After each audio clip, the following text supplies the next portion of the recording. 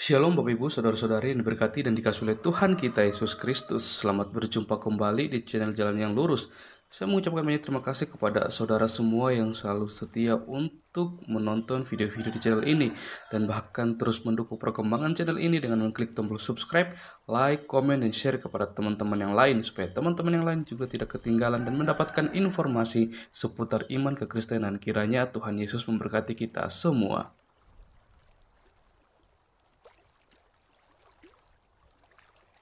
Puji nama Tuhan, saudaraku yang dikasihi dan diberkati oleh Tuhan kita Yesus Kristus.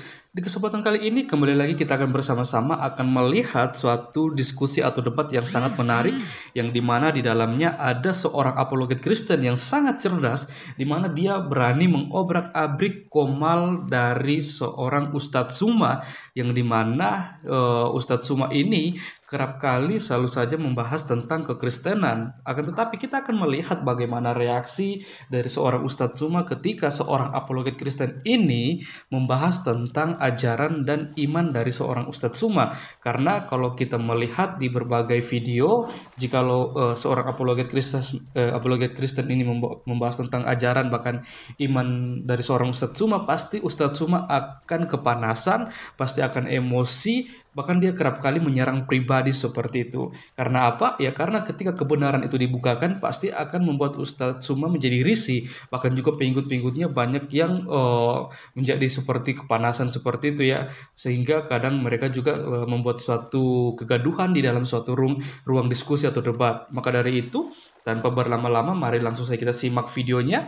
Dan saya berharap kita semua bisa menyimak video ini dari awal hingga akhir supaya kita juga bisa dicerdaskan, bahkan kita juga bisa melihat bagaimana ketika kebenaran itu dibukakan. Selamat menyaksikan. Tuhan Yesus memberkati. Romawi, karena dialah yang berkhianat. Jadi tinggal 11 murid Yesus. Di dalam Markus 14 nomor 50 dikatakan semua pengikutnya lari meninggalkan Yesus. Berarti tidak ada lagi murid yang tersisa. 11 murid lari semua. Itu data di dalam kitab saudara. Buka Bible Anda supaya Anda tercerahkan. Markus 14 nomor 50, semua pengikut Yesus lari meninggalkan Yesus. Oke? Berarti tinggal satu orang. Siapa satu orang itu? Tinggal Yudas yang berada pada posisi tentara-tentara Romawi dan Yunani pada saat itu. Imam-imam Yahudi. Di data Markus 14 nomor 51 Anda baca. Seorang muda yang hanya memakai sehelai kain untuk menutup badannya mengikuti Yesus. Orang-orang ini mau menangkap orang tersebut. Tetapi ia melepaskan kainnya itu lalu lari dengan telanjang. Oke? Pertanyaannya kepada saudara. Siapa yang menggunakan kain lenan menutupi dirinya yang mengikuti oknum yang bernama Yesus, yang dikira Yesus? Kan orang Romawi tidak tahu. Tentara Romawi tidak tahu yang mana yang namanya Yesus ini. Dia tidak kenal. Menangkap seorang pemuda yang mereka kira Yesus. Tapi ada seorang pemuda yang berada di belakangnya Yesus. Padahal yang tadi sudah pada lari semua tuh. Masih ada satu orang yang ikut di belakangnya. Dan ketika kemudian orang-orang di situ ingin menangkapnya, dia melepaskan kainnya sehingga dia lari telanjang. Pertanyaan saya kepada saudara, siapakah laki-laki yang lari dengan telanjang ini? Karena ketika dia di persidangan, tidak ada kemudian orang yang telanjang di situ lari, muncul. Tidak ada. Yudas tidak telanjang di sana, Petrus tidak telanjang di sana. Tapi ada seorang pemuda lari dengan telanjang. Sopo laki-laki yang telanjang lari ini, yang menggunakan kain lenan? Jawab. Itu bukti Yesus tidak disalib. Silakan Pak John, siapa yang telanjang itu Pak John dijawab ya, siapa yang telanjang, monggo. Jadi di sini saya tidak akan pernah menjawab karena kita sekarang mengklarifikasi antara Yesus vs Isa Al-Masih. Jadi dari tadi kamu ini selalu membawa ayat-ayat Alkitab. Nanti kamu selalu membawa ayat Alkitab. Tema kita udah jelas dari awal. Bolong kau buktikan Yesus itu berdasarkan keyakinanmu sebagai Isa Al-Masih, berdasarkan Al-Quranmu. Dan aku akan mengatakan Yesus itu berdasarkan Alkitabku. Sehingga kau bisa membuktikan bahwa Isa Al-Masih itu adalah Yesus itu sendiri. Nah, jadi jika engkau mengatakan tentang Alkitab kami, sedangkan Alkitab kami adalah Alkitab Biblos, yang kau yakini itu adalah tulisan orang. Jadi engkau tidak akan pernah meyakini apa yang tertulis di dalam Biblos kami. Oleh karena itu, kau katakanlah dengan apa yang kau yakini, yaitu firman Allah Subhanahu wa Ta'alamu itu, yang katamu adalah ayat-ayat suci yang berdasarkan dari surga, yang informasinya akurat 100%. Tidak mungkin itu karangan manusia. Dan kau harus membuktikan, membantah bahwa Yesus itu tidak disalibkan dengan dalil yang ada di dalam kitabmu. bukan engkau malah meyakini kitab kami, karena itu akan bertentangan dengan keimananmu, bahwa engkau sendiri tidak meyakini apa yang tertulis di dalam Alkitab kami, sehingga kau mengatakan bahwa Yesus tidak disalibkan. Pertanyaan saya kan sudah jelas, bahwa kau jelaskan saja apa yang kamu yakini dalam Al-Quranmu, dan saya akan menjelaskan apa yang tertulis di dalam Alkitab kami. Jadi, Juma, biar kau tahu, jika benar-benar Al-Quran itu berdasarkan dari firman Allah Subhanahu wa Ta'ala, Allah yang kamu akui serupa dengan Allah yang disembah oleh Nabi Musa, Nabi Abraham, maka tidak ada lagi keraguan-raguan di dalam Al-Quran. Tetapi ternyata Al-Quran mengatakan tentang siapa yang disalibkan ini, sehingga dia mengatakan adalah orang yang diserupakan. Tetapi Allah Subhanahu wa Ta'ala bermain TTS, teka-teki silang. Dia tidak berani menyatakan siapa sesungguhnya. Karena apa? Kami akan mengucapkan terima kasih yang sebesar-besarnya kepada orang-orang yang telah menggantikan Yesus untuk disalibkan. Karena apa? Karena orang itu telah rela berkorban demi menyelamatkan Yesus yang kami yakini sebagai Nabi, Tuhan, Rasul, sebagai dan Tuhan. sekaligus Tuhan kami. Ya, Jadi, itu sebagai Tuhan. iya, tolong yang di-share jangan di komen dulu, ini saya lagi bicara. Jadi, jika Al-Quran itu benar-benar datangnya dari Tuhan yang Maha Kuasa, yang akan meluruskan segala perselisihan, maka dia harusnya memberitahu dengan jelas supaya orang percaya bahwa ini benar-benar datang dari Tuhan yang Maha Kuasa. Dia akan memberitahu bahwa orang yang digantikan, yang diserupakan dengan Isa Al-Masih itu adalah Yudas atau Matius atau Lukas atau Markus atau Juma. Nah, dengan demikian akan terbantahkanlah apa yang ditulis di dalam Alkitab kami dengan kebenaran di dalam Al-Quranmu. Tetapi Al-Quranmu malah membuat spekulasi, membuat hujat-hujatan yang bertentangan, tetapi tidak menyelesaikan permasalahan. Sehingga banyak ulama kalian yang menafsirkan secara bebas tentang orang yang diserupakan itu.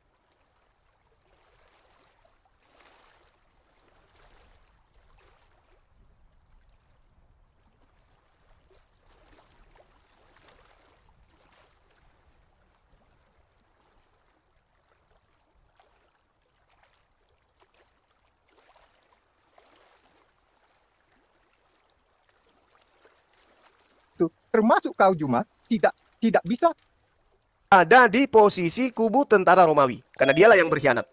Jadi tinggal 11 murid Yesus. Di dalam Markus 14 nomor 50 dikatakan, semua pengikutnya lari meninggalkan Yesus. Berarti tidak ada lagi murid yang tersisa. 11 murid lari, semua. Itu data di dalam kitab saudara. Buka Bible Anda supaya Anda tercerahkan. Markus 14 nomor 50, semua pengikut Yesus lari meninggalkan Yesus. Oke? Berarti tinggal satu orang.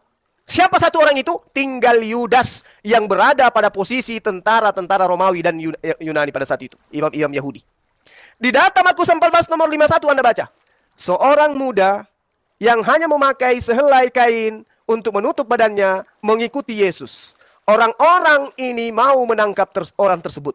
Tetapi ia melepaskan kainnya itu lalu lari dengan telanjang. Oke? Pertanyaannya kepada saudara.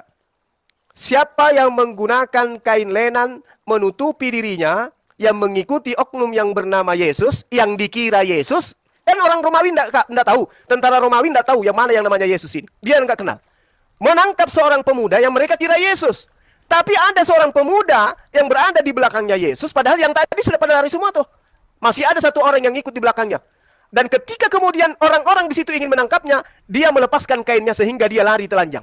Pertanyaan saya kepada saudara, siapakah laki-laki yang lari dengan telanjang ini? Karena ketika dia di persidangan, tidak ada kemudian orang yang telanjang di situ lari, muncul. Nggak ada. Yudas tidak telanjang di sana, Petrus tidak telanjang di sana. Tapi ada seorang pemuda lari dengan telanjang. Sopo laki-laki yang telanjang lari ini, yang menggunakan kain lenan? Jawab. Itu bukti Yesus tidak disalib. Silakan Pak John, siapa yang telanjang itu Pak John dijawab ya, siapa yang telanjang? Monggo. Jadi di sini saya tidak akan pernah menjawab karena kita sekarang mengklarifikasi antara Yesus PS Isa Al-Masih. Jadi dari tadi kamu ini selalu membawa ayat-ayat Alkitab. Nanti kamu selalu membawa ayat Alkitab. Tema kita udah jelas dari awal. Bolong kau buktikan Yesus itu berdasarkan keyakinanmu sebagai Isa Al-Masih, berdasarkan Al-Quranmu. Dan aku akan mengatakan Yesus itu berdasarkan Alkitabku. Sehingga kau bisa membuktikan bahwa Isa Al-Masih itu adalah Yesus itu sendiri.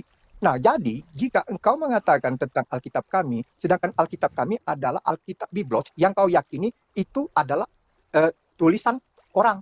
Jadi engkau tidak akan pernah meyakini apa yang tertulis di dalam biblos kami. Oleh karena itu, kau katakanlah dengan apa yang kau yakini, yaitu firman Allah Subhanahu wa Ta'alamu itu, yang katamu adalah ayat-ayat suci yang berdasarkan dari surga, yang informasinya akurat 100%.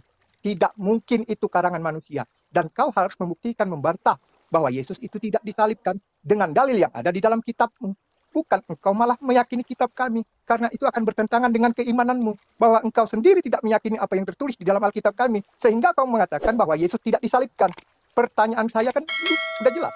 Bahwa kau jelaskan saja apa yang kamu yakini dalam Al-Quranmu. Dan saya akan menjelaskan apa yang tertulis di dalam Alkitab kami. Jadi, Juma, biar kau tahu. Jika benar-benar Al-Quran itu berdasarkan dari firman Allah Subhanahu wa Ta'ala, Allah yang kamu akui serupa dengan Allah yang disembah oleh Nabi Musa, Nabi Abraham, maka tidak ada lagi keraguan-raguan di dalam Al-Quran. Tetapi ternyata Al-Quran mengatakan tentang siapa yang disalibkan ini. Sehingga dia mengatakan adalah orang yang diserupakan. Tetapi Allah Subhanahu wa Ta'ala bermain TTS, teka-teki silang. Dia tidak berani menyatakan siapa sesungguhnya. Karena apa? Kami akan mengucapkan terima kasih yang sebesar-besarnya kepada orang-orang yang telah menggantikan Yesus untuk disalibkan. Karena apa? Karena orang itu telah rela berkorban demi menyelamatkan Yesus yang kami yakini sebagai Nabi, Tuhan. Rasul, Sebagai dan Tuhan. sekaligus Tuhan kami. Ya, Jadi, itu sebagai Tuhan. iya, tolong yang ditepis jangan di komen dulu, ini saya lagi bicara. Jadi, jika Al-Quran itu benar-benar datangnya dari Tuhan yang Maha Kuasa, yang akan meluruskan segala perselisihan, maka dia harusnya memberitahu dengan jelas supaya orang percaya bahwa ini benar-benar datang dari Tuhan yang Maha Kuasa. Dia akan memberitahu bahwa orang yang digantikan, yang diserupakan dengan Isa Al-Masih itu adalah Yudas atau Matius atau Murkas atau Markus atau Juma. Nah, dengan demikian akan terbantahkanlah apa yang ditulis di dalam Alkitab kami dengan kebenaran di dalam Al-Quranmu. Tetapi Al-Quranmu malah membuat spekulasi, membuat hujat-hujatan yang bertentangan tetapi tidak menyelesaikan permasalahan. Sehingga banyak banyak ulama kalian yang menafsirkan secara bebas tentang orang yang diserupakan itu, termasuk kau Juma, tidak bisa engkau tetapkan siapa orang yang digantikan itu karena kamu dalam keraguan-raguan dan dalam kebingungan tentang hal itu. Jadi, kau buktikan dulu siapakah sosok orang yang menggantikan Isa Al-Masih itu untuk disalibkan. Silakan buktikan dengan Oke. Al-Quran. Tunggu. Sebentar Pak Joma, dia belum jawab. Siapa yang telanjang itu Pak Jon? Pak Jon, siapa yang telanjang? Pertanyaannya Bang Joma nggak dijawab. Siapa yang telanjang? Orang gila yang kebetulan ada di TKP itu. Oh, ada orang gila di Bibelnya. Hey! Lanjut Bang Joma, ada orang gila di sini. Oke, baik. Teman. Jadi gini, Al-Quran Nanti itu. saya bilang Juma yang telanjang itu kan nggak enak. Karena saya juga nggak ada di TKP pada saat Ya kan itu. di Bible Nanti mau saya- ada. Nah, katanya nggak enak. Terus sudah begitu Anda tanya siapa yang diserupakan. Saya juga tidak ada di TKP. Giliran Bang Joma yang bicara. Lanjut Bang Joma, jangan Sekarang dibantah. bantahlah dengan Al-Quran. Saya tunggu. Ya, Pak Jon standby, giliran Bang Joma yang bicara. Lanjut Bang Joma. Anda giliran ditanya siapa telanjang, Anda tidak ada di TKP. Oke, baik. Dengarkan saya supaya Anda tercerahkan dan bisa sehat dan sembuh. A'udzubillahi minasyaitonirrajim. Bismillahirrahmanirrahim. Wa qaulihim inna qatalnal masiha Isa bin Maryam. Isa bin Maryam.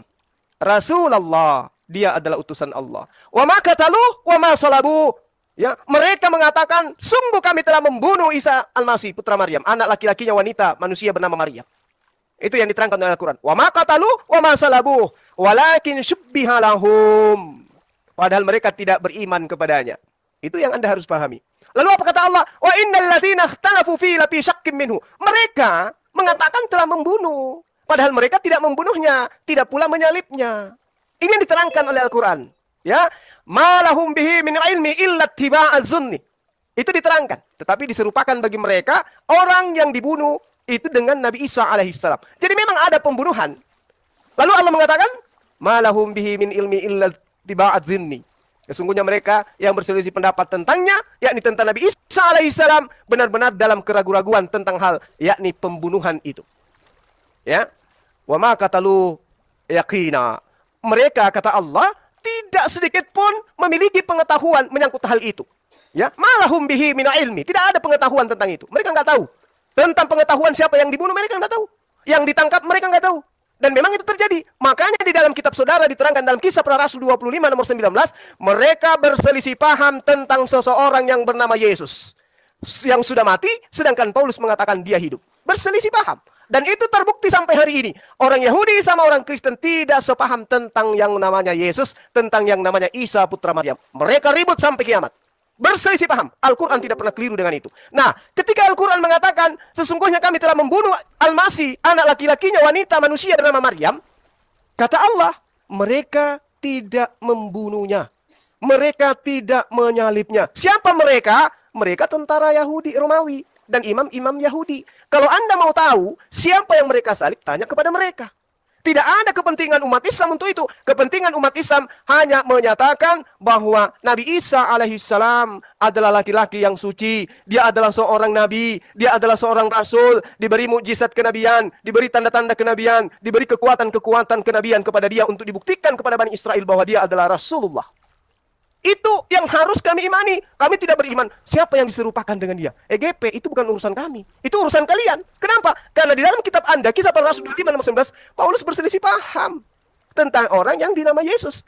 Yahudi dan Kristen hari ini juga berselisih paham tentang orang yang bernama Yesus. Saya baru-baru ini tanya kepada Morebili. Morebili, siapa sih Yesus itu buat Anda? Apa yang dikatakan? Bagi praktisi Yudaism, praktisi Torah, Yesus itu hanya ibarat Hanuman. Coba. Begitu nista di depan orang Yahudi. Sementara menurut kejadiannya terjadinya di tengah-tengah orang Yahudi. Tapi apa yang dikatakan oleh mereka? Kami nggak tahu. Bagi kami mereka dia itu hanya Hanuman. Begitu juga pengikutnya. Kan pedis kalau ada bahasa kayak begitu. Nah, di dalam Al-Quran dikatakan begini. Iskalallahu ya Isa. Inni mutawaffika wa rafi'uka ilayya wa mutahhiruka minal ladina kafaru wa ja'ilul ladina taba'uka fawqal ladina kafaru ila yaumil qiyamah. Itu yang diterangkan dalam Al-Quran. Wahai Isa, aku mengambilmu dan mengangkatmu kepada aku, serta mensucikanmu dari orang-orang kafir. Jadi Isa alaihissalam itu disucikan dari orang-orang kafir. Dia diangkat. Sebagaimana yang dinubuatkan di dalam Mazmur 91. Yesus diangkat oleh malaikat. Menatang tangannya. Malaikat menata Yesus di atas tangannya. Supaya Yesus itu tidak mendapatkan celaka. Ini sesuai dengan Al-Quran. Sementara Kristen, wow, jauh dari ajaran Yesus itu sendiri. Nah, kembali kepada yang tadi sebelum Anda tanggapi ya. Saya katakan kepada saudara, bahwasanya ada sosok yang datang, yang berlari di belakang oknum yang ditangkap. Dia menggunakan kain lenan. Catat, dia menggunakan kain lenan. Siapa yang menggunakan kain lenan sebelum dia ditangkap? Di dalam Yohanes 13 nomor 4. Lalu bangunlah Yesus dan menanggalkan jubahnya. Lalu kemudian ia mengambil sehelai kain lenan dan mengikatkannya di pinggangnya. Berarti yang lari melepaskan kain lenan yang ada di pinggangnya adalah silakan Anda jawab sendiri. Yesus. Jadi Anda mencoba-coba mencocok logikan dengan orang tersebut kepada Yesus, sehingga kalian akan membenarkan kitab cocok logik, kitab Al-Quranmu yang jelas-jelas itu hanyalah perkataan orang-orang. Mengapa saya katakan Al-Quran itu perkataan manusia? Karena terbukti Paulus dan orang-orang yang dijumpai Paulus setelah Yesus disalibkan dan naik ke surga itu berselisih, yang mengatakan bahwa Yesus itu mati, ada yang mengatakan Yesus itu hidup. Nah, kisah ini sampai juga ke tanah Arab. Nah, di tanah Arab ini juga orang ini mengabarkan berita tentang kematian Yesus ini antara percaya dan tidak percaya. Karena itulah dikatakan bahwa kisah kematian Yesus ini menjadi perbincangan viral. Karena ada sebagian meyakini bahwa yang disalibkan itu bukan Yesus.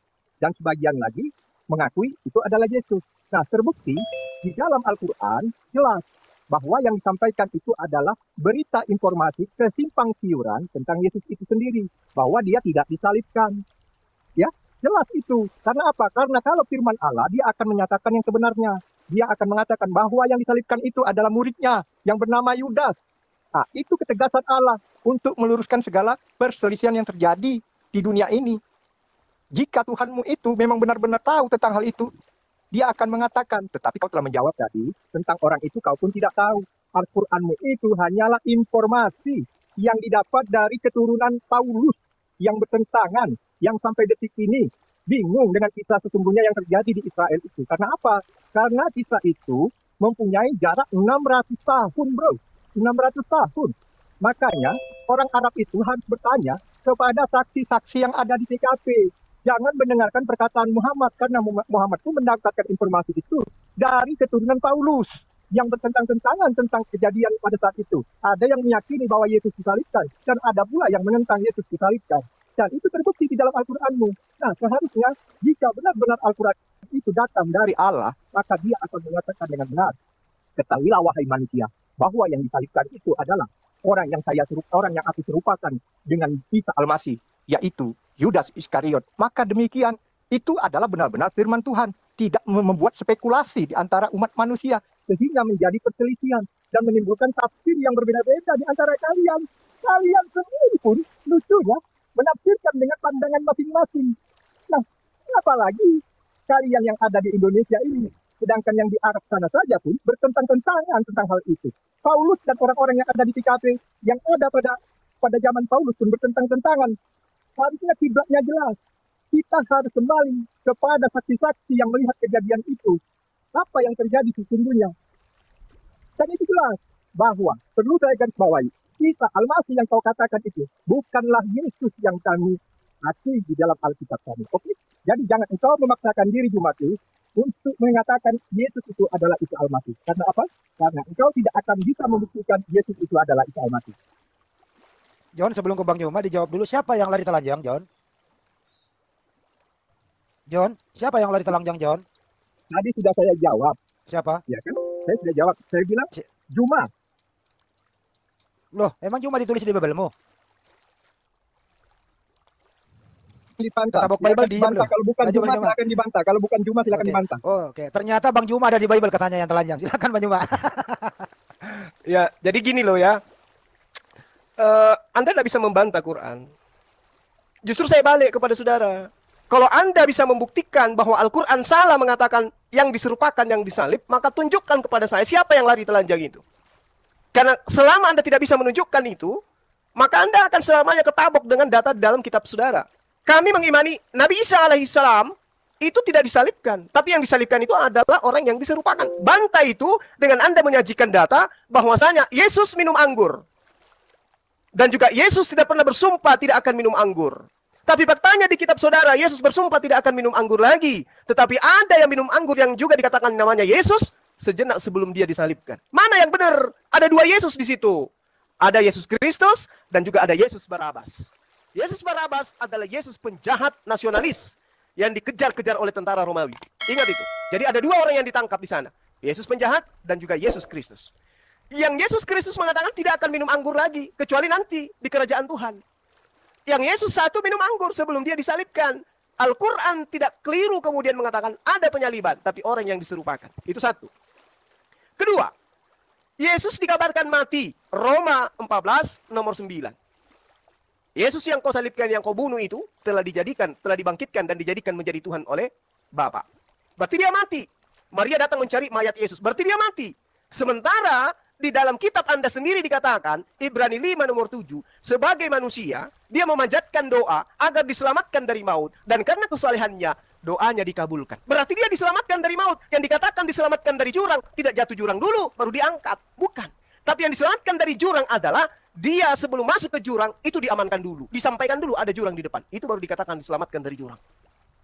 Lalu kemudian ketika Yesus itu diselamatkan dari maut, berarti dia tidak mengalami maut dulu. Makanya di dalam Mazmur 91 dikatakan, jika engkau adalah anak Allah, maka Allah akan mengirimkan malaikat agar malaikat menatang engkau di tangannya agar kakimu tidak terantuk kepada batu. Ternyata itu terjadi terhadap Yesus. Dan kalau Anda mengambil cocokologi dari Matius 27:46 dari kitab Mazmur, Eli Eli lama sabachthani, ternyata itu nubuatan yang keliru besar. Itu adalah cocokologi yang tidak tepat. Kenapa? Karena yang teriak Eli Eli sabachthani itu teriak siang dan malam. Sementara Yesus yang ada dalam kitab Anda teriaknya cuma sekali, itu pun cuma jam 12, ada yang mengatakan jam 3. Jadi semuanya serba salah. Al-Quran tidak keliru ketika dia mengatakan bahwasanya Isqalallahu ya Isa inni mutawaffika wa rafi'uka ilayya wa mutahhiruka minal ladzina kafaru. Saya mengangkatmu, saya mengambilmu dan mensucikanmu dari orang-orang kafir. Siapa orang kafir ini? Orang-orang Romawi dan Yahudi yang menolaknya. Itu yang perlu Anda pahami. Kalau Anda berbicara mengenai siapa yang diserupakan, jawabannya adalah siapa yang lari di belakang Yesus yang ada di dalam kitab saudara. Ternyata yang lari ini adalah yang menggunakan kain lenan. Yesus nomor 13 nomor 4 mengatakan dia lari menggunakan kain lenan. Oke? Paham ya? Berarti Yesus lolos. Jadi yang ditangkap ini siapa? Jawab aja sendiri. Silakan. Kamu tetap ngeyel, masih memaksakan Yesus itu adalah Isa Al-Masih. Oke, untuk Dengar. menjelaskan Yesus yang saya Isa maksud Al-Masih. itu yang tidak disalib, bos. Yang lari, bos. Yang tidak minum anggur. Sementara Yesusmu itu yang mati. Jadi tidak ada kesamaannya. Belajar dong. Kalau tidak ada kesamaan, jangan kau bilang Yesus itu Isa Al-Masih. Karena apa? Karena Yesus itu jelas, ya. Jadi sekarang begini, Juma. Kau buktikan dulu. Siapa orang yang pernah membaptiskan Yesus di dalam Alkitab? Dan siapa nama murid Yesus yang paling dikasihinya? Coba kau jelaskan berdasarkan Al-Quranmu. Kalau memang itu adalah Yesus, Isa Al-Masih itu. Maka akan ada penjelasan tentang siapa yang pernah membaptiskan Yesus alias Isa Al-Masih itu. Silakan kau bantah dengan Al-Quranmu. Sebelum Bang Juma menjawab, jawab dulu siapa yang lari telanjang itu, John?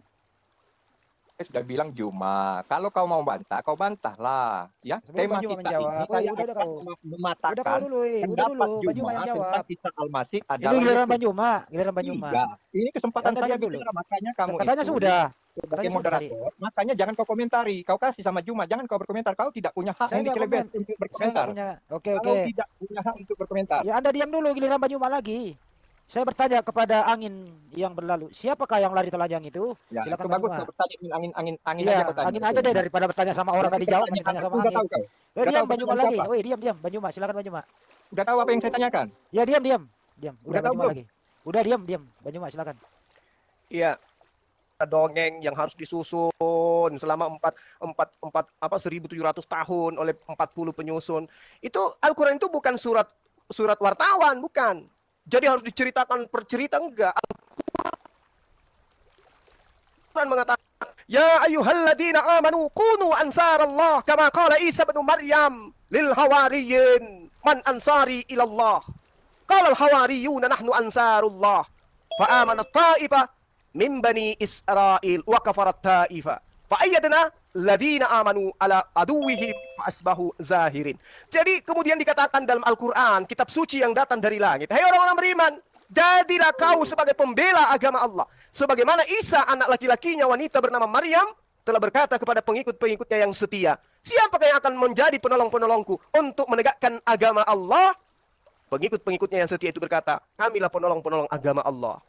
Itu. Jadi tidak ada murid yang dikasihi siapa, murid yang bersandar di dadanya siapa, murid yang mencium kakinya siapa, murid yang kemudian meminyaki rambutnya sopo, murid yang berjaga-jaga ketika dia ketakutan itu sopo. Nggak ada di Al-Quran kayak gitu, cerita-cerita kayak begitu. Itu cerita film yang kayak begitu. Al-Quran hanya mengatakan Nabi Isa bertanya kepada kaumnya, murid-muridnya yang asli. Itu yang diceritakan dalam Al-Quran. Qala Isa bin Maryam li hawariyun terhadap muridnya, man ansari ilallah, siapa yang akan membantu saya menegakkan kalimat tauhid di tengah Bani Israel, ajaran Allah. Qala hawariyun nahnu ansarullah, kami yang akan menegakkan ajaran Allah, kami akan menolong menegakkan agama Allah. Jadi murid-muridnya ketika dipesan di dalam Matius 5, Matius 10 nomor 5 nomor 6, Yesus berpesan kepada ke-12 muridnya agar jangan ke bangsa lain. Mereka hendak ke bangsa lain karena dia kenapa? Sudah berjanji, nahnu ansarullah, kami yang akan membantu menegakkan agama Allah. Jadi yang datang kepada Romawi Yunani itu bukan muridnya, itu pengajar-pengajar palsu yang Anda bisa dapatkan di dalam 2 Petrus 2 yang Anda sering bawa itu. Dia akan memasukkan pengajaran-pengajaran palsu. Makanya di dalam 1 Yohanes 2 nomor 18 nomor 19, Yesus mengatakan, wahai anak-anakku, sekarang telah muncul penyesat dan dia berasal dari tengah-tengah kita. Memang dia benar-benar berasal dari tengah-tengah kita, tapi dia tidak sungguh-sungguh dari kita. Itu penyesat-penyesat itu yang akan kemudian mengajarkan ajaran ada seorang Yesus yang adalah Tuhan. Kebetulan Anda membawa narasi dalam kitab Anda dengan menggunakan nama Yesus, maka saya katakan Yesus yang sama dengan Nabi yang adalah Nabi Isa alaihissalam adalah yang bebas dari penangkapan, adalah dia yang kemudian yang tidak minum anggur. Sedangkan Yesusmu adalah yang minum anggur, yang disalib, yang diberitakan bangkit hari ketiga, yang kemudian ditangkap setelah ada yang asli lari melepaskan kain lenan. Itu harus kau pahami tuh, pakai logika tapinya, jangan dengan iman. Silakan. Jadi kan jelas di sini kau itu muter-muter, nggak keruan, nggak bisa kau bantah dengan ayat Al-Qur'anmu siapakah orang yang melakukan baptis kepada Yesus. Karena apa? Orang yang membaptiskan Yesus itu salah satu nabi. Nabi ini diakui oleh orang Islam, yaitu Nabi Yahya. Nah, Nabi Yahya ini seharusnya tertulis di dalam Al-Qur'an apa yang telah ia lakukan kepada Isa Al-Masih. Ini harus dibuktikan bahwa Isa Al-Masih adalah Yesus seperti yang dibaptis oleh Yahya alias Nabi Yohanes. Tetapi ternyata di dalam kitabmu yang jelas-jelas itu adalah perkataan orang yang disesatkan, yang seperti kau bilang tadi di dalam Alkitab telah dikatakan bahwa akan datang penyesat-penyesat ke bangsa-bangsa lain, termasuklah ke negara Arab. Dan mereka telah menyesatkan. Karena apa? Informasi Al-Quran ini adalah berdasarkan dari Waraka bin Nawfal, seorang guru besar yang beragama Nasrani, yang meyakini bahwa Muhammad ini adalah sosok yang dinaungi awan, yang akan menjadi seorang yang besar, yang akan dimuliakan oleh orang-orang. Karena apa? Karena dia akan menyesatkan banyak orang, termasuk menyesatkan Zuma. Jelas di dalam Al-Qur'anmu tertulis, di dalam Fusilat 41 ayat 1, Hamim, yang diartikan bersumber dari kitab sebelumnya. Kemudian dilanjutkan di ayat 2, yang datang dari Tuhan yang Maha Pengasih dan Maha Penyayang. Kemudian dilanjutkan di ayat 3, kitab yang bacaan dalam huruf Arab, yang ditulis dalam huruf Arab untuk kaum yang mengetahuinya. Jelas ayat ini menyatakan bahwa Muhammadmu mendapatkan penjelasan dari Waraka bin Nawfal tentang apa yang ada di dalam kitab Waraka bin Nawfal, berisi tentang penciptaan bumi dan langit beserta segala isinya, yang berisi tentang cerita Nabi Nuh, cerita Nabi Abraham, Nabi Musa, bahkan kepada Yesus itu sendiri. Ketiga kitab yang diturunkan, yang dipegang oleh Waraka bin Nawfal, Taurat, Zabur, dan Injil, itu dirangkum di dalam Al-Quran menjadi satu dari ketiga kitab yang dijelaskan Waraka. Maka di dalam Al-Quranmu tertulis tentang penciptaan, tentang Nabi Abraham, tentang Ishak, tentang Ismail, Musa, bahkan Yesus itu sendiri, dengan versi yang berbeda dari aslinya. Karena itu adalah sebuah tafsiran Muhammad atas penjelasan Waraka bin Nawfal tentang isi Alkitabnya. Itu adalah kebenaran. Jangan engkau terkejut bahwa suatu saat Tuhan akan membuktikan kebenaran itu kepada setiap manusia. Karena apa?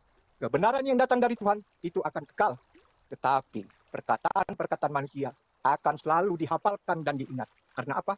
Hafalan itu adalah bukti untuk menjaga konsistensi ayat-ayat kalian. Sebab Tuhan tidak pernah menjaga dan memelihara ayat tersebut. Sehingga kalianlah yang menjaga ayat-ayat tersebut agar tidak punah. Jika waktunya telah tiba, maka Tuhan akan menyatakan kemuliaannya kepada semua bangsa. Apa yang tidak mungkin bagi Tuhan? Oleh karena itu, engkau harus membuktikan bahwa Nabi Yahya pernah membaptis Isa Al-Masih seperti yang tertulis di dalam kitab sebelumnya. Jika Anda tidak bisa membuktikan Nabi Yahya membaptis Isa Al-Masih, maka jangan pernah engkau memaksakan Isa Al-Masih itu adalah Yesus. Sebab Isa Al-Masih Yesus itu adalah pernah dibaptis oleh Nabi Yohanes, yaitu Nabi Yahya di dalam keyakinanmu. Nah, sekarang kalau kau tidak pernah bisa menunjukkan kebenaran itu, aku menyarankan kepadamu, hendaklah engkau berhenti untuk menyamakan Isa Al-Masih adalah Yesus. Sebab engkau tidak bisa membuktikan bahwa Nabi Yahya pernah membaptis Isa Al-Masih. Cukup? Oke, cukup. Siapa yang lari telanjang, John? 4 kali gak dijawab. Silakan Bang Juma.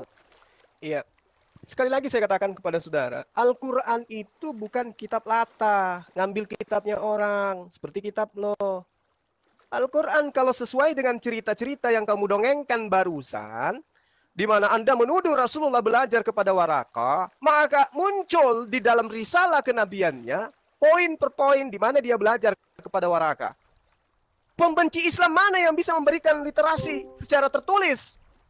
Hayo, Rasulullah Muhammad SAW belajar ke Waraka tentang tauhid, tentang syahadat, tentang Taurat, tentang di mana itu diceritakan, wahai pendongeng, tuyul, tukang tahayul. Di mana? Gak ada itu Rasulullah pernah belajar. Al-Quran 30 juz, diwahyukan selama kurang lebih 22 tahun. Kemudian hadis, begitu banyak periwayatannya. Kapan dia duduk belajar di Waraka? Dia cuma datang bersama dengan Khadijah, mempertanyakan tentang hal yang terjadi kepada dirinya. Apa yang dikatakan oleh Waraka? Apa yang dikatakan? Kudus, kudus, kudus. Itu yang dikatakan oleh Waraka. Itu adalah namus yang datang kepada Nabi Musa alaihissalam, kata Waraka. Loh, kok Anda larinya beliau belajar? Apa pula Nabi Yahya? Al-Quran hanya mengatakan begini. Ya Yahya, husil kitab bikuwa wa atainahul hukma sabiyya. Itu yang diterangkan Al-Quran. Wahai Yahya, ambillah, pelajarilah kitab Taurat itu dengan sungguh-sungguh. Dan kami berikan hikmat kepada Yahya selagi dia masih kanak-kanak. Lalu kemudian dikatakan oleh Allah, wahanana min ladunna wa zakat wa kana taqiyya. Dan kami jadikan rasa sayang kepada sesama dari kami dan bersih dari dosa. Dan dia pun seorang yang bertakwa. Ini berbicara tentang Yahya. Tapi tidak diceritakan kemudian Yahya membaptis. Apa pula baptis? Apaan baptis? Ya. Jadi baptiso itu pensucian, pembasuhan tangan, pencucian muka, pembasuhan kaki ketika ingin masuk ke dalam bait suci. Pentasbihan itu namanya, pentahiran itu namanya. Ya, kami kenal dengan wudu. Dan kamu harus tahu bahwa orang yang dibaptis itu orang yang ditobatkan dari dosanya. Yesus berarti dibaptis berarti dia ditobatkan dari dosanya, gitu maksudnya. Dan ingat, sekali saya katakan padamu, catat baik-baik. Yesus tidak pernah membaptis seorang manusia pun. Dia tidak pernah membaptis satu manusia pun di atas muka bumi ini. Jadi tidak perlu itu baptis. Yesus pun tidak pernah membaptis siapapun. Paham itu? Bahkan Paulus hanya membaptis 2 manusia. Ya, paham itu, pelajari supaya Anda tahu. Nah, kemudian ketika Anda berkhotbah tadi, Anda mengatakan bahwasanya saya tidak paham. Saya tidak ngerti tentang Yahya. Al-Quran itu dipelajari dari Warakah. Wow, keren kali Anda. Dapat ilmu dari mana pula ini penyesat satu ini? Ya. Tidak ada cerita Rasulullah itu belajar ke Warakah. Tidak ada cerita. Bahkan Warakah mengatakan, sekiranya aku masih hidup pada saat engkau menerima namus, maka aku orang yang paling terdepan yang akan membelamu. Kenapa Warakah tahu itu? Karena dia ahli kitab. Dia seperti kamu, ahli terjemah. Ahli terjemah. Terjemah pun Anda tidak tahu. Hanya comot-comot ayat yang mengukuhkan ajaran Helenisme aja yang Anda paham. Warakah itu ngerti Ibrani, ngerti Yunani, ngerti Ibrani, ngerti Arab, ngerti bahasa-bahasa agama Samawi. Oke? Oh? Sehingga ketika dia melihat ada tanda-tanda kenabian pada diri Rasulullah, karena memang di dalam kitabnya mereka diterangkan bahwasanya akan datang sosok Nabi yang sama seperti Musa dari saudara Ishak, yaitu dari keturunan Ismail. Makanya mereka itu menunggu-nunggu. Dan ternyata inilah saatnya. Orang yang ditunggu-tunggu inilah saatnya. Karena memang Rasulullah sejak bayi, bahkan sejak ibunya dikandung, itu sudah ada tanda-tanda mujizat terhadap kandungan ibunya. Itu yang Anda harus paham. Makanya sejazirah Arab itu mengimani beliau sebagai Nabi, sebagai Rasul. Ajarannya sampai hari ini murni. Al-Quran itu murni. Ya, kami yang mewahyukan, kami yang menjaga. Itu fakta. Berarti 1400 tahun silam tidak bohong. Faktanya sampai hari ini terjaga. Nah, sebaliknya di kitab Anda tidak dijaga oleh Tuhan, kemudian tidak dijaga oleh umatnya. Kenapa Anda tidak menjaga kitab Anda? Karena tidak ada kecintaan terhadap kitab suci Anda. Kenapa tidak ada kecintaan? Karena akal dan pikiran Anda itu nyata-nyata mengatakan bahwa kitab ini tidak wajar disebut sebagai kitab suci. Kenapa? Lihat isinya. Porno, pembunuhan, aksi yang tidak masuk akal di dalam. Jadi malas untuk menghafalkan. Karena cinta terhadap kebebasan, terhadap aturan Tuhan, tetap aja Anda ngotot mengimani kitab itu. Padahal di dalamnya irasional bertaburan di mana-mana. Tapi karena Anda enak, kalau Islam berat. Harus sholat, subuh, harus zuhur, harus berat. Mending di Kristen.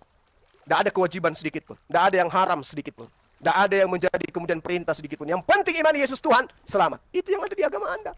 Gimana Anda mau masuk Islam? Tapi bagi orang-orang Kristen yang menggunakan akal sehat, mendengarkan penjelasan saya, mereka pasti goyah. Mereka pasti minimal mengatakan bahwa apa yang saya katakan itu adalah benar.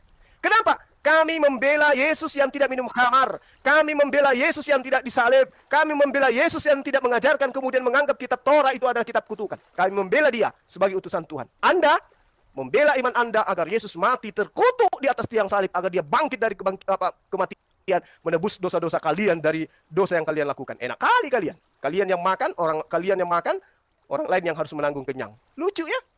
Oke, oleh karena itu saya katakan kepada saudara, Al-Quran itu tidak pernah keliru.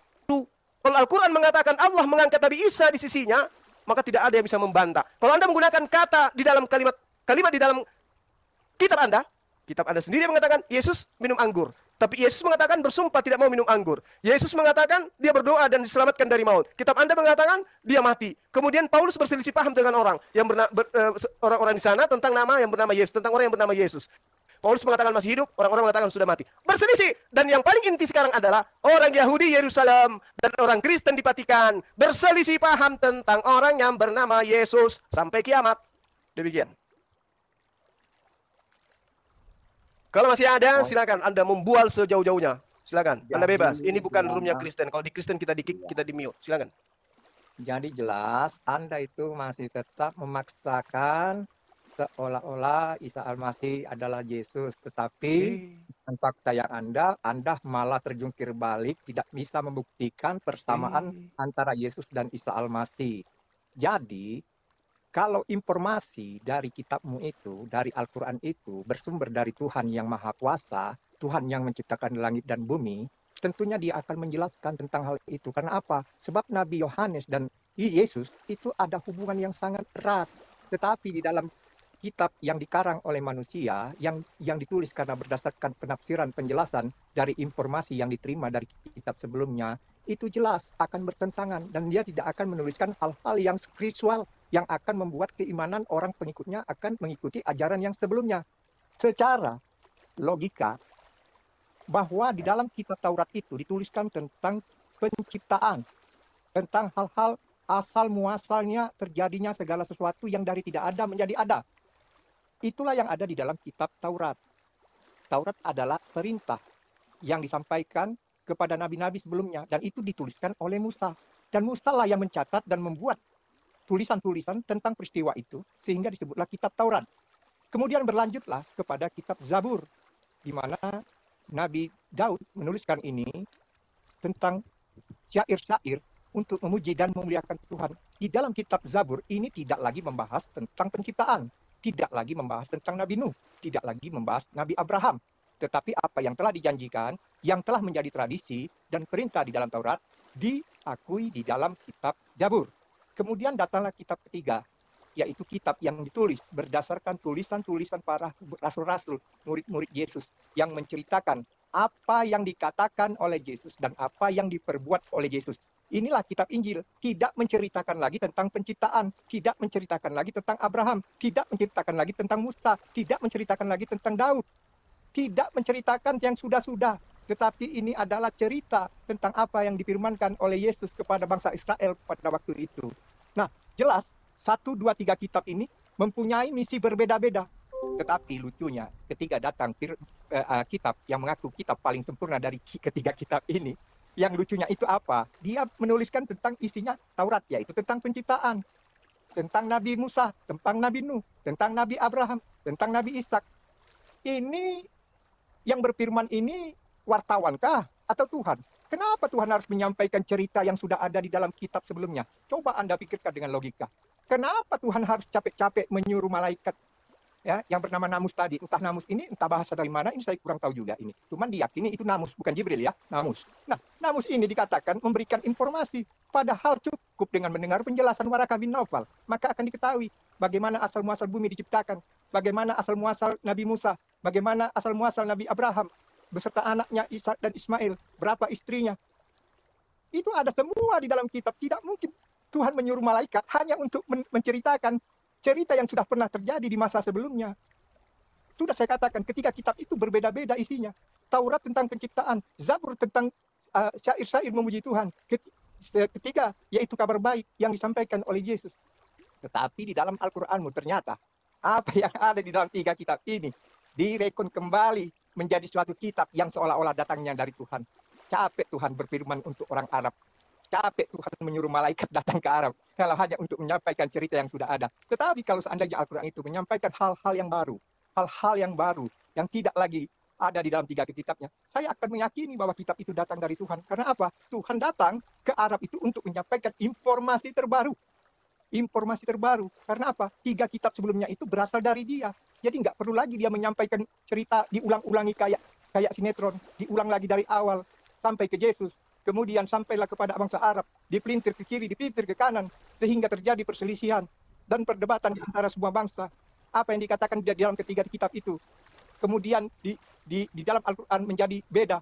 Karena apa? Karena Al-Quran itu adalah tafsir atas penjelasan pendeta Waraka. Makanya isinya bisa setipis itu. Karena apa? Karena dia mengambil saripati, mengambil intisari. Dia tidak bisa menceritakan kronologis kejadian yang sesungguhnya, seperti yang ada di dalam kitab sebelumnya. Berurutan, mulai dari Adam, Hawa, Habil, Kain, Nuh, Abraham, Ishak, Ismail, Musa, sampai kepada Yesus. Itu semua ada berurutan. Itu bukti bahwa apa yang dikatakan di dalam ketiga kitab itu benar-benar ada dan nyata. Dan itu telah dibenarkan di dalam Al-Quran. Tetapi sebagian lagi adalah kesalah tafsiran Muhammad dalam menafsirkan apa yang dijelaskan Waraka. Sehingga apa yang disampaikan di dalam ketiga kitab tersebut ternyata mempunyai perbedaan sedikit dengan apa yang ada di dalam 3 kitab tersebut. Jadi jelas, kalau Anda mempunyai hati nurani, berpikirlah, apakah Tuhan akan berfirman 2 kali untuk menceritakan apa yang sudah ada di dalam kitab yang dimiliki oleh Waraka bin Naufal, yang datang ke tanah Arab, yang jelas-jelas kita ketahui bahwa ibunda daripada Nabi Muhammad adalah seorang kafir. maka jelas otomatis apa yang dikandung oleh Ibunda Muhammad itu adalah kafir. Tetapi dia menemukan keyakinan dia. Dia menemukan hidayah pada saat umur 40. Dan dia menyatakan bahwa Tuhan yang disembah oleh Nabi Ismail adalah Tuhan yang sama. Jadi jelas, kita harus memakai akal dan pikiran. Tuhan itu tidak pernah akan berfirman dua kali. Tidak mungkin Tuhan itu berfirman berulang-ulang untuk menceritakan sesuatu yang telah ada di dalam kitab-kitab sebelumnya. Anda pikirkan. Nah, jika kitab itu memang datang untuk menyampaikan hal yang terbaru, peraturan yang terbaru, atau dia menggugat ketika kitab itu, ataukah dia menggenapi ketika kitab itu yang harus dikatakan oleh Al-Quran. Bahwa dia datang untuk menggenapi apa yang telah dikatakan di dalam Taurat, Zabur, dan Injil. Tapi fakta yang ada, Al-Quran malah tidak menggenapi, malah membuat pertentangan. Pertanyaannya udah jelas bahwa Tuhan yang di dalam ketiga kitab itu berbeda dengan di dalam kitab Al-Quran. Karena apa? Karena di dalam Al-Quran menentang atas pernyataan ketiga kitab sebelumnya. Silakan dibantah. Oke, baik. Terima kasih. Ya, Anda bertanya, kenapa harus ada Al-Quran? Kenapa harus ada pengulangan? Anda minim narasi dari kitab saudara. Jadi gini, Yesus berkata, ya, segala firman yang engkau berikan kepadaku telah aku sampaikan. Yesus menerangkan di dalam catatan kitab saudara, Yohanes 17:8. Bahwa sebelum Yesus terangkat ke langit, Yesus telah menerima. Yesus telah sempurna wahyu yang diterima dari Tuhannya. Dan wahyu itu Yesus telah sampaikan semuanya kepada muridnya yang asli. Segala firman yang engkau berikan kepadaku telah aku sampaikan. Telah aku sampaikan. Bukan akan aku sampaikan. Tapi dikatakan, telah aku sampaikan. Berarti Yesus sudah tamat mengajarkan murid-muridnya yang asli tentang Injil yang diberikan Allah kepadanya. Tapi murid-muridnya kemudian dianiaya, dibunuh oleh Paulus in the gang. Dan itu diakui sendiri oleh Paulus. Berarti murid-muridnya mati bersama dengan firman yang dibawa oleh mereka, yang diterima dari gurunya. Lalu kemudian muncul wartawan-wartawan lepas yang bukan murid Yesus, yang Yesus tidak pernah mengenal mereka, yang Yesus tidak pernah memberikan legitimasi terhadap mereka, apalagi catatan-catatan mereka. Itulah yang Anda imani. Yang Anda katakan firman Tuhan. Tapi original teksnya nggak ada. Kecintaan Anda terhadap kitab Anda aja nggak ada. Nggak ada rasa penasaran, seperti apa sih original teks kitab saya ini yang asli? Nggak ada. Kenapa? Karena tidak ada kecintaan di sana. Tidak ada karamah. Tidak ada hikmat di dalam kitab saudara. Sehingga Anda tidak bisa tahu seperti apa yang sebenarnya tertulis.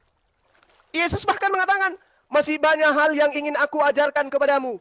Tapi engkau belum sanggup untuk menanggungnya sekarang. Tetapi ketika ia datang, dialah yang akan mengajarkan segala sesuatunya. Berarti, sesempurna-sempurnanya ajaran Yesus yang diterima oleh Tuhan, oleh dia dari Tuhan, yang telah ia sampaikan sebelum Paulus muncul, yang telah disampaikan kepada murid aslinya, itu masih belum sempurna, bos.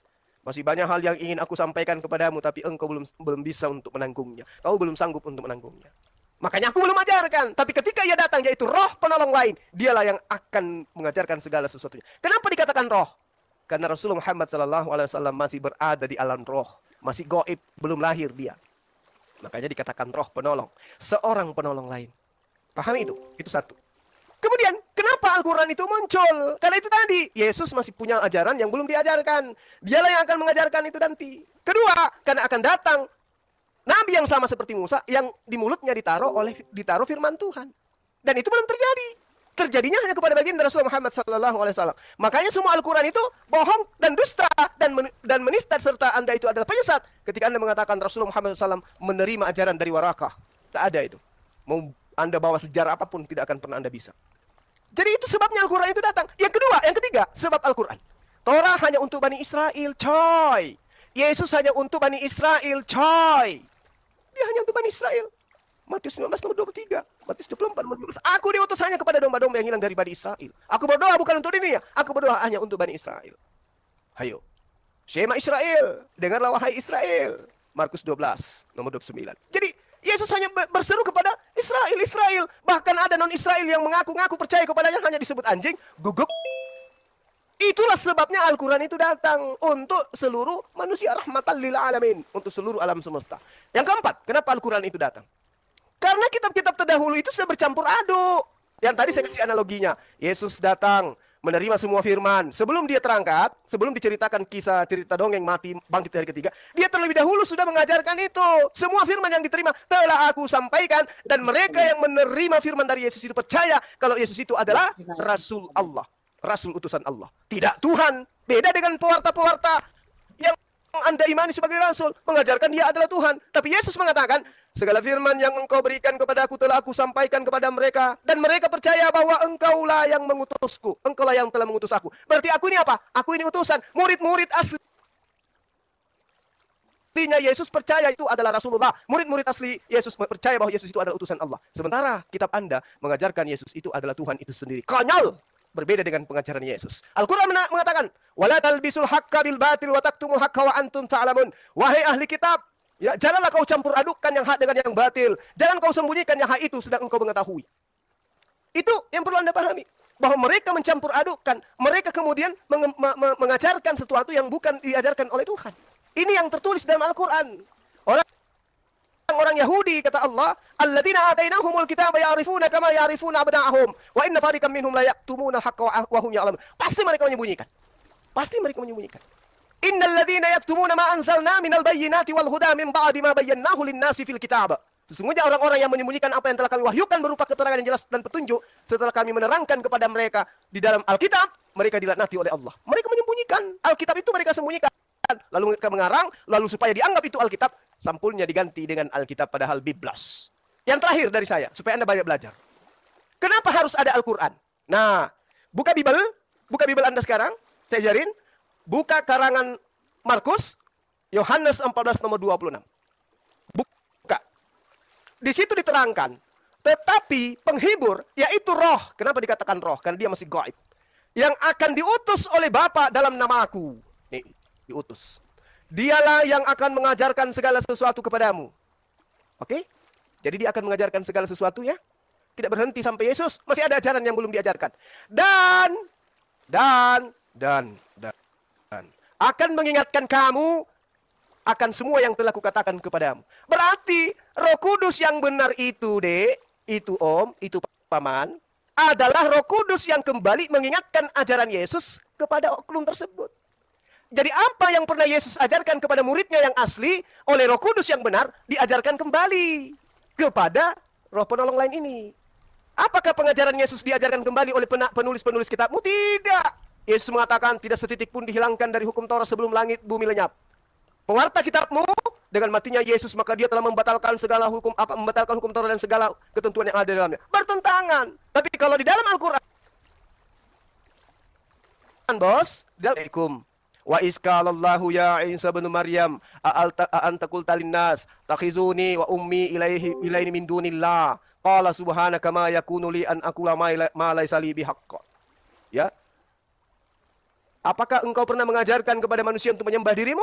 Nabi Isa mengatakan, Maha suci engkau ya Allah. Aku tidak berkata-kata dari diriku kecuali apa yang bukan hakku, kecuali aku tidak berkata sesuatu yang bukan hakku, yang aku katakan adalah apa yang diperintahkan untuk aku katakan. Berkesesuaian dengan perkataan Yesus dalam Yohanes 12 nomor 49. Aku tidak berkata-kata dari diriku sendiri. Apa yang aku katakan adalah apa yang diperintahkan Tuhan untuk aku katakan. Berarti, oknum tersebut, kata Yesus, akan mengingatkan kamu akan semua yang telah kukatakan kepadamu. Berarti Nabi ini akan datang mengajarkan bahwa Yesus itu hanyalah Nabi, hanyalah Rasul. Ya Bani Israel, inni Rasulullahi ilaikum. Wahai Bani Israel, sesungguhnya aku ini hanyalah utusan Allah kepadamu. Itu bukti bahwa Roh Kudus yang benar itu ada pada diri Rasulullah Muhammad sallallahu alaihi wasallam. Kenapa? Karena Rasulullah Muhammad sallallahu alaihi wasallam diajarkan mengulang kembali perkataan-perkataan Yesus yang pernah Yesus ajarkan kepada muridnya yang asli. Sementara pengajar kitabmu, Yesus itu adalah Tuhan yang inkarnasi menjadi Tuhan, menjadi manusia, mati dan seterusnya bangkit menjadi Tuhan. Wah, segala macam ajaran yang tidak berkesesuaian dengan perkataan Yesus. Yesus mengatakan, penghibur itu ketika dia datang, dia akan mengingatkan kamu akan semua yang telah kukatakan. Makanya Al-Quran mengembalikan semua perkataan Yesus yang pernah Yesus katakan. Berarti Roh Kudus yang adalah namus itu mengajarkan ajaran yang benar. Sementara kitabmu, Yesus adalah Tuhan yang datang, mati, bangkit pada hari ketiga. Haleluya. Silakan. Baik, sebelum dijawab oleh Peter, John Peter, saya mau bicara sebentar. Ini yang satu slot ini saya khususkan untuk Oten yang lain ya, biar kita ini adil di sini. Nah, untuk posisi Mas Andi itu adalah sebagai moderator. Silakan yang merasa dirinya Kristen naik, yang Muslim tahan dulu, jangan ikut-ikutan naik. Cukup dengarkan di live comment, ketik aja di situ. Yang satu slot saya khususkan cukup untuk saya. Oten yang lain. Silakan Oten yang lain. Silakan untuk request Jadi bisa saya udah 60 menit. naikkan ke atas ya untuk yang Oten. Yuk dilanjut, Peter. Tadi katanya usus lagi dengan Juma. Jadi Juma, kamu ini orang munafik yang saya pernah dengar dan saya saksikan. Mengapa saya katakan Anda orang munafik? Karena Anda ini tidak meyakini kitab kami, tetapi Anda membawa ayat-ayat yang ada di dalam Biblos untuk membenarkan Muhammadmu. Jadi ini adalah ciri orang munafik. Di sisi lain orang munafik itu tidak mengakui. Kemudian di sisi lain dia akan memakai ayat-ayat yang tidak diyakininya untuk membenarkan keyakinannya. Nah, ini adalah ciri-ciri iblis. Yesus sudah mengatakan, berhati-hatilah. Setelah aku akan datang nabi-nabi palsu yang akan menjual namanya, yang mengatakan seolah-olah datang dari aku. Siapa nabi yang mengaku nabi setelah itu? Coba dicek. Nggak ada yang mengaku nabi selain orang Arab yang bernama Muhammad. Jelas Taurat untuk Israel, Zabur untuk Israel, Injil untuk Israel. Lalu datanglah ke kitab yang terbaru yang mengatakan kitab yang datang dari Tuhan. Kitab yang berisi ayat-ayat yang sempurna, menyempurnakan ketiga kitab yang datang sebelumnya. Tapi isinya sangat bertentangan dengan apa yang terjadi di dalam kisah 3 kitab sebelumnya. Jadi, nggak usah pusing-pusing. Saya cuma hanya mengatakan bahwa janganlah engkau memaksakan diri cuma Isa Al-Masih itu bukan Yesus. Sampai kapanpun engkau tidak akan bisa membuktikan bahwa Isa Al-Masih adalah Yesus. Karena apa? Karena jelas firman yang datang, yang diberikan oleh Namus, entah siapa Namus ini. Ya, Namus ini, menurut informasi yang saya dengar, pada saat Muhammad menghafal ayat-ayat tersebut di dalam Gua Hira, dia membawa kitab. Kitab ini telah dinyatakan di Fusilat 41 ayat 3. Ini kitab yang diberikan kepada Muhammad, yang ditulis dalam bahasa Arab. Kemudian dia menghafalkan ayat-ayat tersebut di dalam Gua Hira. Lalu datanglah sosok Namus ini, mendekat dia, hingga Muhammad merasa kesakitan. Dan Namus ini mengatakan kepada Muhammad, bacalah. Aku tidak bisa membaca, jawab Muhammad. Kenapa? Karena gelap gulita di dalam gua ini. Dia tidak membawa cahaya. Dia datang ke sana hanya untuk menghafal. Karena dia sudah membaca sebagian daripada apa yang dia baca di dalam kitab tersebut. Tetapi sosok Namus ini murka dan melakukan hal yang kedua kepada Muhammad, menyuruh dia untuk membaca. Tetapi Muhammad tetap menjawab, aku tidak bisa membaca. Sampai 3 kali Muhammad dipaksa untuk membaca. Bagaimana mungkin dia membaca di dalam kegelapan? Jelas bahwa yang dikatakan oleh Namus membaca ini merujuk kepada kitab. Karena kalau itu firman, dia akan mengatakan, dengarkanlah wahai Muhammad, dengarkanlah, pasang kupingmu. Tetapi dia mengatakan, bacalah. Jelas bahwa Muhammad ini bisa membaca, bisa menulis. Tetapi kalian mengatakan dan menghujat dia buta huruf. Muhammad bukan tidak bisa membaca, tetapi karena dalam keadaan gelap, bagaimana mungkin seorang bisa membaca? Jadi jelas bahwa Muhammad mendapat informasi dari kitab ini, dan itu dibenarkan dalam Fusilat 41 ayat 3. Kitab yang ditulis dalam bahasa Arab untuk kaum yang mengetahuinya. Itu jelas bahwa itu berupa sebuah kitab, bukan ayat-ayat. Lalu kemudian si Namus ini mengatakan bahwa manusia diciptakan dari segumpal darah. Siapa yang dia maksud manusia yang diciptakan dari segumpal darah? Ini adalah fitnah. Namus telah memfitnah bahwa tidak ada manusia yang diciptakan dari segumpal darah. Manusia itu diciptakan dari saripati tanah. Kemudian diambil dari tulang rusuknya, dijadikan pasangannya yang bernama Hawa. Itulah manusia yang diciptakan oleh Tuhan bangsa Israel. Tetapi Namus mengatakan bahwa manusia diciptakan dari segumpal darah. Siapa yang dimaksud dia manusia yang diciptakan dari segumpal darah? Siapa yang dimaksudnya? Apakah Habil atau Kain? Sehingga dia mengatakan bahwa ada manusia yang diciptakan dari segumpal darah. Dan ini adalah penyesatan. Oleh karena itu, dia menceritakan kisah itu kepada istrinya. Lalu Siti Khadijah membawa Muhammad menemui Waraka. Karena Waraka lah yang memberikan kitab ini kepadanya untuk dihafalkan dan dibaca. Karena Waraka meyakini bahwa Muhammad ini adalah sosok yang dianggapnya sebagai orang besar yang akan datang di kemudian hari. Oleh karena itu karena itu Waraka mengajarkan kepada Muhammad, memberikan penjelasan tentang isi kitab yang dimiliki Waraka. Kitab yang berisi tentang Taurat, tentang Zabur, tentang Injil. Yang disampaikan kepada Muhammad, yang dijelaskan dalam bahasa Arab. Karena Muhammad tidak mengerti bahasa yang dibawa di dalam Waraka yaitu bahasa Hebreu, bahasa Yunani. Karena namus ini adalah bahasa Yunani. Injil itu adalah bahasa Yunani. Itu jelas mengatakan bahwa Warakalah satu-satunya orang yang memberikan informasi tentang isi Taurat, tentang isi Zabur, tentang isi Injil kepada Muhammad. Jelas di dalam salah satu ayat di dalam Al-Quran mengatakan, dirahmatilah aku pada saat aku dilahirkan. Itu kata Isa Al-Masih.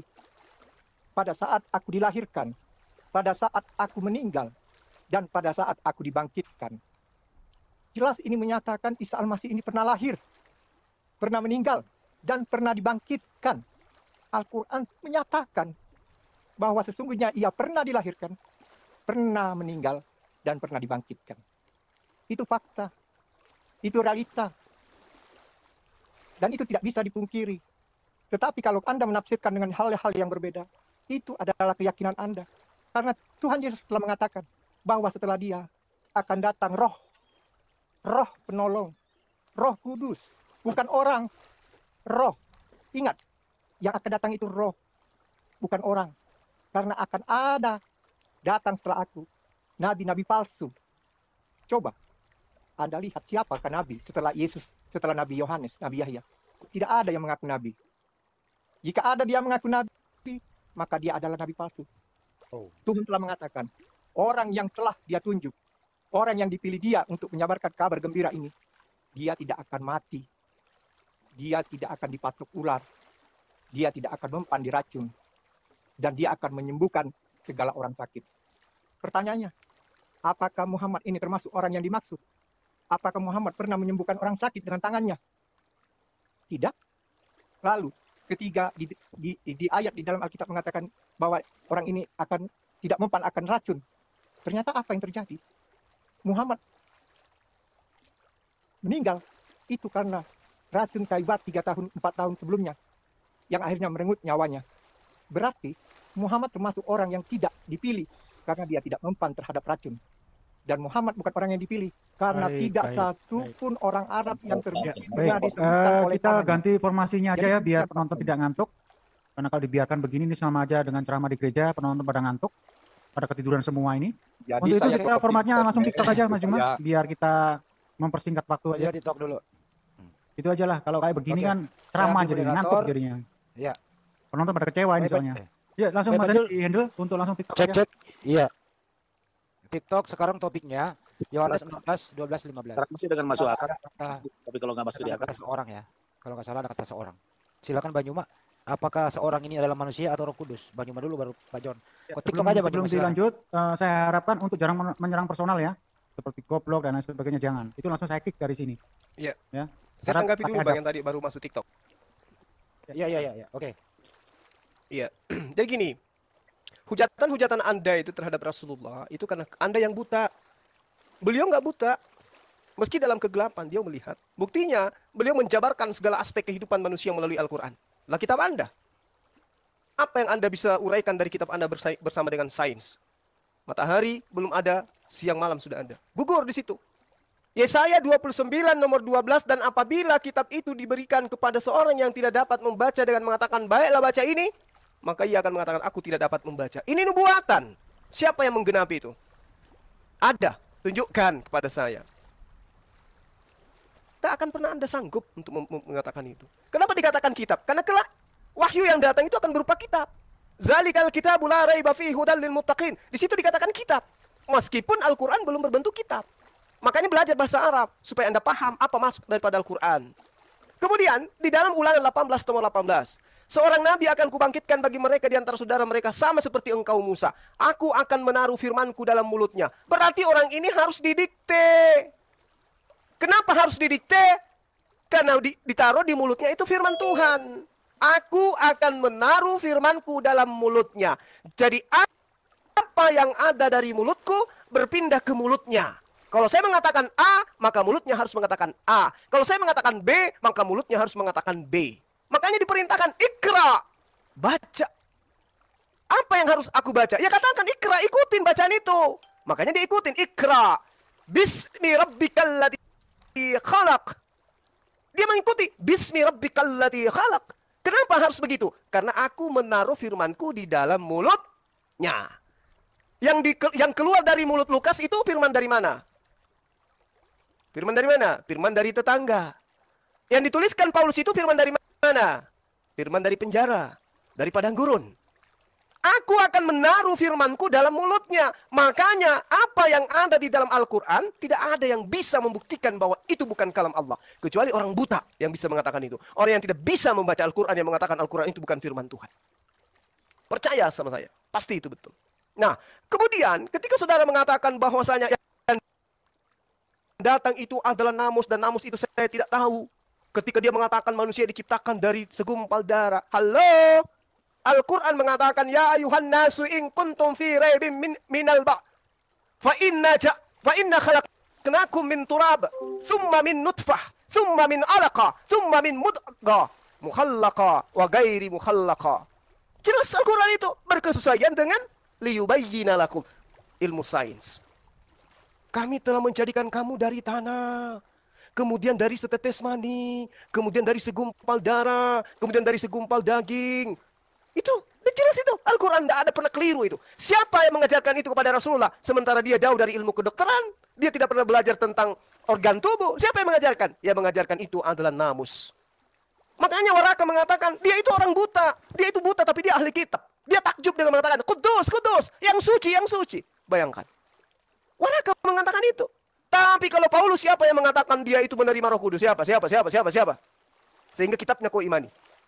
Ini Waraka coy, ahli kitab. Kudus, kudus. Yang suci, yang suci. Lalu dia mengatakan apa? Demi Tuhan yang menguasai jiwaku. Yang mendatangi Muhammad adalah namus terbesar.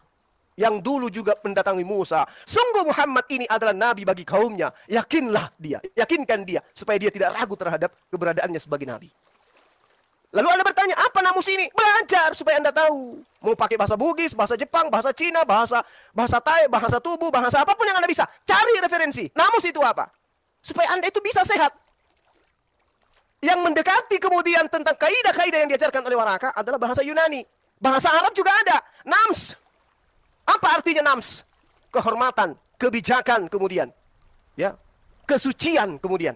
Ini yang perlu Anda pahami. Ketika Anda lari kepada nomos, bahasa Yunani, apa yang dikatakan di sana? Kebajikan. Namus itu kebajikan. Kalau bahasa Ibraninya, hukum-hukum. Dia adalah adat atau honor, kehormatan. Itu yang perlu Anda pahami. Jadi, kembali tadi, bagian penjelasanmu itu Juma, kau ambil kembali dari Alkitab kami yang kau yakini adalah karangan manusia. Di mana engkau mengatakan bahwa dari antara kalian akan aku bangkitkan nabi dan akan aku letakkan firman di dalam mulutnya, dan engkau mencocok logikan itu kepada Muhammad. Jelas. Artinya engkau masih meyakini kitab-kitab kami. Karena apa? Karena Bang engkau Jo, mengambil. bisa nggak Anda bertanya saja, Bang? Bang Jo, ini udah formatnya Anda bertanya, Bang Juma menjawab. Silakan bikin Iya. pertanyaan, Pak. Ya, ini akan saya tanya, maka saya menjelaskan dulu. Nggak usah dijelaskan, Pak. Langsung Ya, bertanya aja. jangan dipotong. Anda moderator hanya mendengarkan dan memberi Nggak waktu bisa, pada saya. moderator itu membuat format, Pak.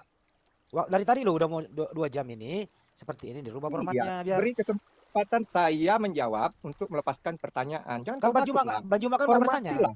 Jangan kau patahkan di sini. Ini membuktikan kalian ketakutan sehingga Nggak kalian ada yang membatasi. takut. Ya, kan Ngapain ini kita udah takut sama ngapain takut sama penyembah manusia, Pak? Bapak mau diatur nggak sih, Pak Jon? Pak Jon mau diatur, Kalau Pak? kamu nggak ketakutan, Pak Jon mau diatur apa tidak, Pak? Pak Jon mau diatur apa tidak, Pak? Ya saya mau. Ya udah, kalau mau Disuruh diatur bertanya silakan. lo itu. Waktunya bertanya, Pak. Giliran Anda bertanya, silakan. Habis itu Bang Juma bertanya. Silakan, Pak. Bertanya. Silakan. Ya, kau mute lah biar aku ngomong. Karena setiap aku ngomong kau selalu memotong-motong. Jadi mute kan Kalau nggak bisa diatur TikTok aja TikTok. Iya, sekarang giliran Anda bertanya. Iya, mute kan lah biar saya bertanya. Mute kan lah dulu. Bagaimana menyebutkan gimana sih ini orang bahasa Indonesia nggak jelas? Moderator beliau, John. Iya, mute kan lah, Mas. kasih kesempatan saya ngomong biar jelas gitu. Nanti kalau saya Moderator ngomong, lo ini yang nyusun jalannya debat kita loh. Masa Anda bantah? Oke, kalau kau membuat tema baru, memberi Bukan tema kesempatan baru, saya- Pak. Di Takutan dia formatnya. ditanya ini Bang Andi kayaknya. Di akhir sesi ini tanya jawab, Pak. Yang singkat. Ini sesi catur Silakan Bapak ini. buat pertanyaan, Bang Juma John. menjawab. Habis Bang Juma menjawab, boleh Bapak sanggah. Habis itu Bang Juma kembali bertanya, Anda menjawab, Bang Juma menyanggah. Gitu loh, Pak. Jadi yang Gitu, saya silakan. tanyakan, Ya, silakan. yang saya tanyakan adalah siapa saksi yang melihat Muhammad bicara dengan Jibril? Oke. Itu aja pertanyaannya, Pak. Itu aja dulu. Yang Oke, mudah-mudahan baik. aja dulu. Oke, silakan. Dijawab Bang Juma. Iya, baik. yang menjadi saksi ketika malaikat Jibril itu datang kepada baginda Rasulullah Muhammad SAW adalah Allah Subhanahu wa taala. Karena Yesus mengatakan di dalam Yohanes 8 nomor 17, nomor 18, 19, ada dua saksi sah, yaitu aku dan juga Bapakku yang ada di surga. Ini juga berlaku. Nah, ketika Anda mengatakan, kenapa Anda mengambil kitab kami? Katanya kitab kami itu sudah bercampur, sudah dikeliru. Al-Quran mengatakan bahwa orang-orang terdahulu itu mencampur adukan. Tidak memalsukan dalam arti kata ada yang asli kemudian difotokopi, fotokopi ini adalah palsu. Tidak begitu. Dicampur adukan antara ajaran Tuhan dan ajaran orang-orang yang menginginkan apa yang terjadi terhadap pembaca kitabnya. Ini Al-Quran yang mengatakan, wala talbisul haqqa bil batil wa taktumul haqqa wa antum ta'lamun. Mencampur adukan kemudian. Dan ini memang begitu adanya. Ya, memang begitu adanya. Terbukti ajaran Yesus itu bercampur aduk di dalam kitab saudara. Bercampur aduk. Lalu Al-Quran mengatakan, innal ladzina yaktumuna ma anzalna minal bayyinati wal huda min ba'di bayyanahu lin-nasi fil kitab. Ulaika yal'anuhumullah wa yal'anuhumul la'inun. Sesungguhnya orang-orang yang menyembunyikan apa yang telah kami wahyukan berupa keterangan-keterangan yang jelas dan berupa petunjuk kepada mereka. Setelah mereka kami terangkan kepadanya tentang manusia di dalam Alkitab. Mereka itu dilaknati oleh Allah. Innal ladzina yaktumuna ma anzalallahu minal kitabi wa yashtaru bi thamanan qalila. Sesungguhnya orang-orang menyembunyikan apa yang diwahyukan oleh Allah, yaitu Alkitab, dan menjualnya dengan harga yang sedikit, harga yang murah. Mereka itu sebenarnya tidak memakan, tidak menelan ke dalam perut mereka, melainkan api neraka. Ini loh yang diterangkan oleh Al-Quran. Jadi kalau saya masih menggunakan data di dalam kitab saudara, bukan untuk menguatkan iman saya, bukan. Iman saya udah kuat. Tapi semata-mata untuk menyadarkan saudara. Itu bukti. Anda adalah musuh terberat Anda adalah kitab saudara sendiri. Nah, saya sudah jelaskan kepada saudara. Apalagi yang Anda ingin tahu? Yang menjadi saksi Allah, yang menjadi saksi di antara mereka berdua. Pembuktiannya kemudian bisa dibuktikan sekarang. Kalau Al-Quran itu salah karena tidak dibuktikan oleh manusia ketika datang ke dalam gua Hira, Anda ada orang ngintip di situ, nggak ada yang menyaksikan, maka lihat apa yang ditorehkan oleh Al-Quranul Karim. Satu aja yang sederhana aja. Mereka orang Yahudi mencampur adukan kebenaran. Mereka orang Yahudi mencampur adukan kebenaran. Mereka menyembunyikan kebenaran. Nah sekarang, apakah kitab Anda yang asli ada? Anda bisa tunjukkan atau disembunyikan? Kalau Anda mengatakan, ada di museum ini, ada museum. Nah, ada itu bos. Disembunyikan. Sebagaimana Al-Quran terangkan. Innal ladzina yaktumuna ma anzal nabayyinati wal huda min ba'di ma bayyannah linnas. Itu disembunyikan. Demikian. Silakan Pak John, boleh Anda membantah sekali. Habis Anda mengkantar ini, Bang Juma yang bertanya. Silakan. Jadi udah jelas ya. Perkataan Juma, tidak ada orang yang bisa dijadikan saksi tentang Jibril ini datang kepada Muhammad. Tidak ada orang yang menjadi saksi. Jadi saksinya cuman ala SPT. Jadi tidak ada orang yang memang melihat bahwa itu sungguh-sungguh benar terjadi. Ya, sah-sah saja kalau dia menyatakan bahwa saya juga pernah mendapat firman dari Tuhan. Yang saksinya adalah Tuhan itu sendiri. Karena itu bisa saya pakai dalil bahwa saya mendapat firman yang menyatakan itu datang dari Tuhan. Karena apa? Karena tidak ada satupun pembuktian yang menyatakan bahwa itu firman itu memang datang dari malaikat. Karena kalau dia datang dari malaikat sesungguhnya, maka dia akan bisa melakukan hal-hal yang mustahil dilakukan oleh manusia. Seperti memberikan kesembuhan kepada orang sakit, membuat mujizat, yang seperti dilakukan oleh nabi-nabi sebelumnya. Ya, saya pun menggarami air laut dan membakar matahari. Itu menurut saya. Anda boleh percaya, boleh tidak. Jadi jelas bahwa kesaksian orang-orang yang melihat Jibril bertemu dengan Muhammad adalah jong. Dan yang bersaksi adalah Allah Subhanahu wa taala. Oke. Ya, silakan Anda imani. Baik. Terima kasih Pak John. Oke, Anda siap untuk ditanya ya. Bang Juma silakan Bang Juma yang bertanya. Oke. Baik. Saya ingin bertanya kepada saudara. Di dalam kitab saudara, Yohanes 11, ya, nomor 38. Yesus masuk ke dalam kubur dan berdoa di dalam goa. Pertanyaan saya, siapa saksi melihat Yesus berdoa di dalam goa? Jawab. Silakan dijawab, Pak.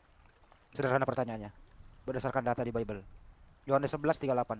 Silakan dijawab Pak John, siapa saksinya? Monggo. Ayat berapa tadi? Biar saya buka. Yohanes 11 38. Yohanes 11 ayat 38. Tilu 8. Maka masgullah pula hati Yesus. Lalu ia pergi ke kubur itu. Kubur itu adalah sebuah gua yang ditutup dengan batu. Kata Yesus, angkat batu itu, Marta. Angkat batu itu, Marta. Saudara orang yang meninggal itu berkata kepadanya, Tuhan, ia sudah berbau, sebab sudah 4 hari ia mati. Jawab Yesus, bukan sudah kukatakan kepadamu, jikalau engkau percaya, engkau akan melihat kemuliaan Allah. Jadi jelas di situ, saksi itu ada yang bernama Marta. Dan murid-murid Yesus pun ikut menjadi saksi pada saat itu. Oke? Itu jawabannya Pak. Marta ya. Marta sama murid Yesus yang menjadi saksi ya. Ya, betul. Baik, silakan banyak Pak di kantor. Jadi di dalam kitab saudara itu dikatakan, lalu ia pergi ke kubur itu. Kubur itu adalah sebuah goa yang ditutup dengan batu. Yang Anda maksud, angkat batu itu adalah batu yang menutupi pintu goa. Yang saya tanya, siapa saksi di dalam goa? Yesus berdoa. Kalau ngangkat batu, yes, saya pun tahu. Anda belum baca, saya udah hafal. Yang saya tanya, ketika Yesus di dalam goa kuburan itu, berdoa di dalamnya, siapa yang menjadi saksinya? Kalau mengangkat batu sih iya emang, Marta. Tapi yang melihat dia berdoa di dalam goa yang menyaksikan dia itu siapa? Ada enggak? Kalau cuma ngangkat batu ya memang. Kan setelahnya nanti Lazarus itu dipanggil. Tapi yang saya tanya, siapa yang melihat Yesus sedang berdoa di dalam goa kuburan? Ada saksinya? Yang dikatakan saksi itu bos, dia mengatakan, aku melihat Yesus di dalam goa berdoa. Dan goa itu adalah kuburan. Mana pernyataan itu? Mana pernyataan saksi? Gak ada kan? Ini cuma perintah untuk angkat batu. Batu yang menghalangi kubur. Goa. Setelah batunya kemudian terbuka, Yesus masuk ke dalam goa itu. Siapa saksinya melihat dia berdoa di dalam? Mana tahu dia cuma tidur-tiduran sambil berokok, bikin kopi. Siapa yang lihat? Hayo. Dan siapa yang tahu bahwa yang datang menerima doanya itu adalah malaikat atau Tuhan? Siapa saksinya? Ada. Mana tahu yang datang itu yang giginya keluar. Kupingnya panjang sampai di tanah. Mana kita tahu? Begitulah narasi yang kalian bangun terhadap Rasulullah dan Gua Hira. Ingat, Yesus di dalam Yohanes 8, nomor 18, 19, dan seterusnya, dia mengatakan, bukankah di dalam kitab Tauratmu dikatakan bahwa 2 saksi itu sudah sah? Dan aku bersaksi tentang diriku, dan yang kedua adalah Bapakku juga bersaksi tentang diriku. 2, berarti dia cuma dengan Bapaknya berdua saksi. Nah loh, Rasulullah 3, malaikat Jibril, Rasulullah, dan juga Allah. Yesus berdua saja, nggak ada yang lain. Lebih parah. Dan siapa saksi ketika dia masuk dalam goa? Anda tidak akan mampu menjawabnya. Silakan Bang Handi. Jadi oke, baik. Jadi pertanyaan Bang Juma itu siapa saksi di dalam goa? Jawabannya Pak Peter saksi di luar goa. Jadi nggak nyambung Pak pertanyaannya ini. Kita bacakan. Oke, Ya. pertanyaan tadi biar saya bacakan biar jelas ya. Pemirsa netizen supaya tahu dan cerdas, jangan suka dibodoh-bodohin ya. Yohanes 11 ayat 38, demikianlah yang tertulis. Maka masjullah pula hati Yesus, lalu ia pergi ke kubur itu. Kubur itu adalah sebuah gua yang ditutup dengan batu. Kata Yesus, angkat batu itu, Marta. Saudara orang yang meninggal itu berkata kepadanya, Tuhan, ya Tuhan, ia sudah berbau, sebab sudah 40 hari ia mati. Jawab Yesus, bukankah sudah kukatakan kepadamu, jikalau engkau percaya engkau akan melihat kemuliaan Allah. Maka mereka mengangkat batu itu. Lalu Yesus menengadah ke atas dan berkata, Bapa, aku mengucap syukur kepadamu karena engkau telah mendengarkan aku. Aku tahu bahwa engkau selalu mendengarkan aku. Tapi oleh karena orang banyak yang berdiri di sini mengelilingi aku mengatakannya, supaya mereka percaya bahwa engkaulah yang telah mengutus aku.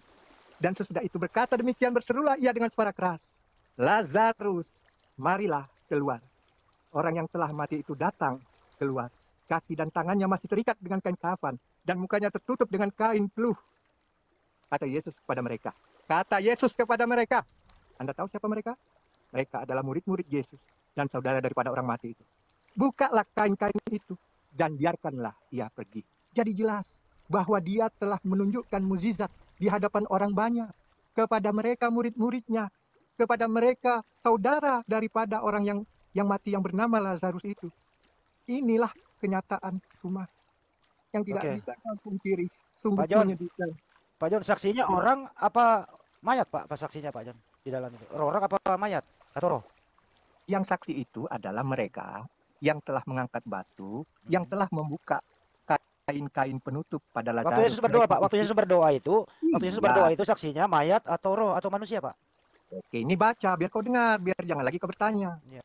Maka mereka mengangkat batu itu. Maka mereka, bukan Siapa mayat mereka? ya, yang mereka mengangkat batu itu murid Yesus dan keluarga si Lazarus. Nah, Lalu Kasihkan lagi Yesus, Juma, kasihkan lagi Juma. ya silakan Pak Juma di kantor. lalu Yesus menengadah ke atas dan berkata, Bapa, aku mengucap syukur kepadamu karena engkau telah memperdengarkan aku. Aku tahu bahwa engkau selalu mendengarkan aku. Tetapi oleh karena orang banyak yang berdiri di sini mengelilingi aku. Jelas pada saat dia berdoa itu ternyata orang banyak mengelilingi Yesus menjadi saksi bahwa dia benar-benar membangunkan Lazarus dari kematian setelah 40 hari. Jadi jelas Juma, saksinya adalah orang banyak termasuk keluarga Lazarus. Oke, baik Bang Juma silakan. Ya, baik. Jadi di dalam Al-Quran juga diterangkan Nabi Isa alaihissalam itu membangkitkan orang mati. Itu nggak masalah. Itu nggak masalah. Yang Anda pertanyakan tadi kan saksi, ya kan? Di sini tidak ditentukan, tidak disebutkan siapa namanya saksi itu, iya kan? Siapa yang melihat saksi-saksi ini tidak disebutkan. Anda hanya mengatakan banyak orang, kan begitu. Lalu kemudian ketika Anda mengatakan ini Anda mengatakan ini adalah data yang keliru terhadap saya. Karena ada banyak saksi yang mengatakan melihat Yesus itu memerintahkan Lazarus bangkit dari kubur. Lalu bagaimana dengan yang mengatakan dirinya dia mundur ke tempat-tempat yang sunyi dan berdoa? Pertanyaan yang sama. Siapa yang melihat Yesus di tempat-tempat sunyi? Siapa saksinya? Ada saksi melihat Yesus? Karena di situ diterangkan dia menyendiri ke tempat yang sunyi dan berdoa. Siapa saksi ketika Yesus ini berdoa di tempat-tempat yang sunyi? Ini pertanyaan lain lagi nih. Enggak, ini berbicara mengenai saksi. Ini berbicara Iya. mengenai saksi. Kau dengar nggak aku ngomong tadi itu disebut Marta, salah satu nama. Jadi biar bukan lagi orang banyak ya. Nah, saksi itu salah satunya Marta. Marta itu saudara Lazarus. Jadi jangan kau lagi bingung ya, itu Marta. Kemudian siapa saksi Yesus berdoa? Itu bukannya saksi itu malaikat nulis nih di dalam Yohanes, di dalam Lukas, di dalam Matius. Yang menulis itu murid-murid Yesus sendiri. Kan dia punya murid. Kemana dia pergi diikuti? Bukan penulis Ya ditanya kan? Pak, saksi Pak. Jadi, iya, saksi itu iyalah ya mereka yang menulis tentang apa yang dikatakan itu. Itulah saksi. Karena ini tulisan ini, kitab Biblos ini tulisan murid Yesus, bukan tulisan malaikat Jibril. Ya? Ya, bukan Yang saya tanya, Jadi jelas, siapa ya. yang menjadi saksi ketika Yesus berdoa di tempat-tempat sunyi? Yohanes 11 ayat 38, salah satu saksinya bernama Marta. Yang lain itu murid-murid Yesus yang menuliskan ayat Yohanes Yesus ini. berdoa Pak, Yesus berdoa di tempat sunyi, siapa saksinya? Murid-murid Yesus yang nulis. Dari mana kau dapat informasi dia berdoa? Bang Juma nggak bertanya siapa yang nulis, tapi siapa saksi Yesus berdoa tempat sunyi? Di mana? Di ayat mana sekarang Juma menemukan ayat itu? Kalau Ada dia mengatakan banyak. di Matius, maka Matius lah yang menuliskan itu. Kalau dia mengatakan di Lukas, Lukas lah yang menuliskan itu. Lukas bukan murid Yesus dan Lukas tidak pernah bertemu Sekarang Yesus. jangan dibantah. Yang penting kau menanyakan saksi. Saya Nggak boleh dibantah. Lukas 5 nomor 16, tetapi Iya. Yesus ya menarik dirinya sendiri ke tempat yang sunyi, Iya. Terus? menyendiri di sana. Iya. Terus siapa? Dari mana kamu tahu informasi itu? Dia menyendiri itu. Nah, ini justru ini yang saya tanya. Nah, Dari itulah- siapa ini? Katanya Itulah- menyendiri. Itulah kesaksian murid Yesus. Bukan Ya, Jibril. menyendiri atau bersama dengan penulis? Jawab.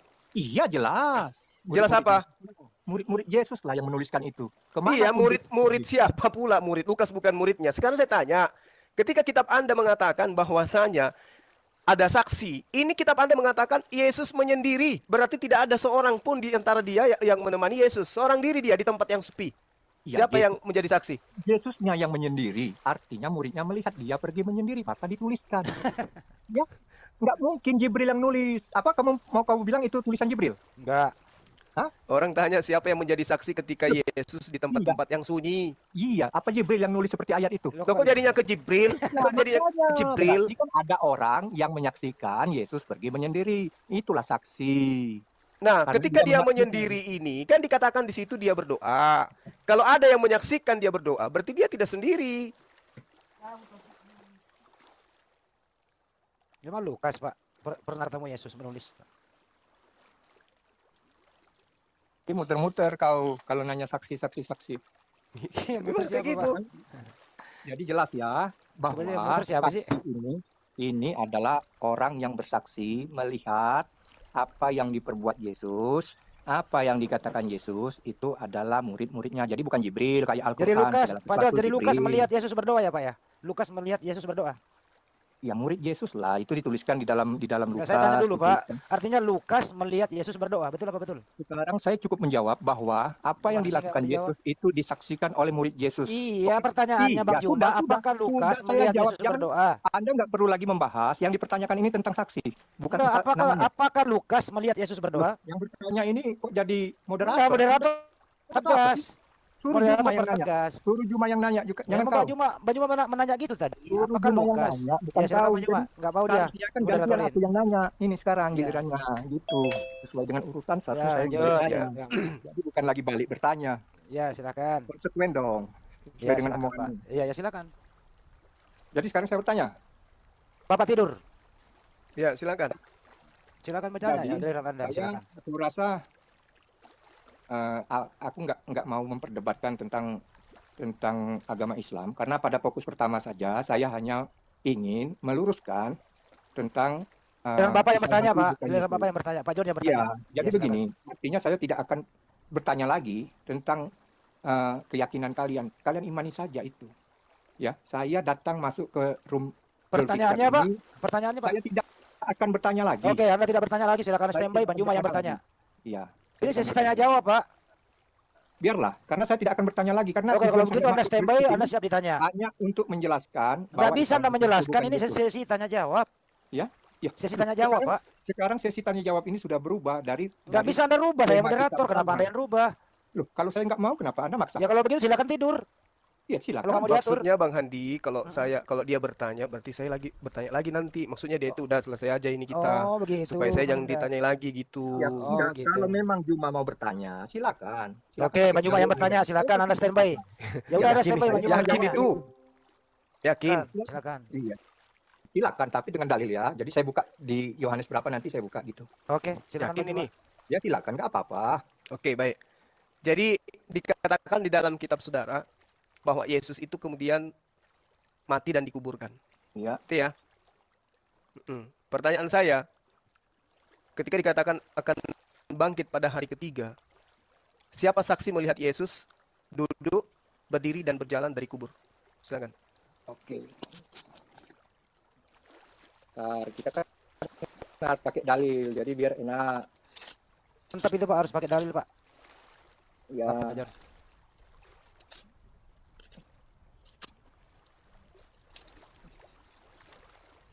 Siapa saksi yang melihat Yesus berjalan ya Bang Juma ya tadi ya?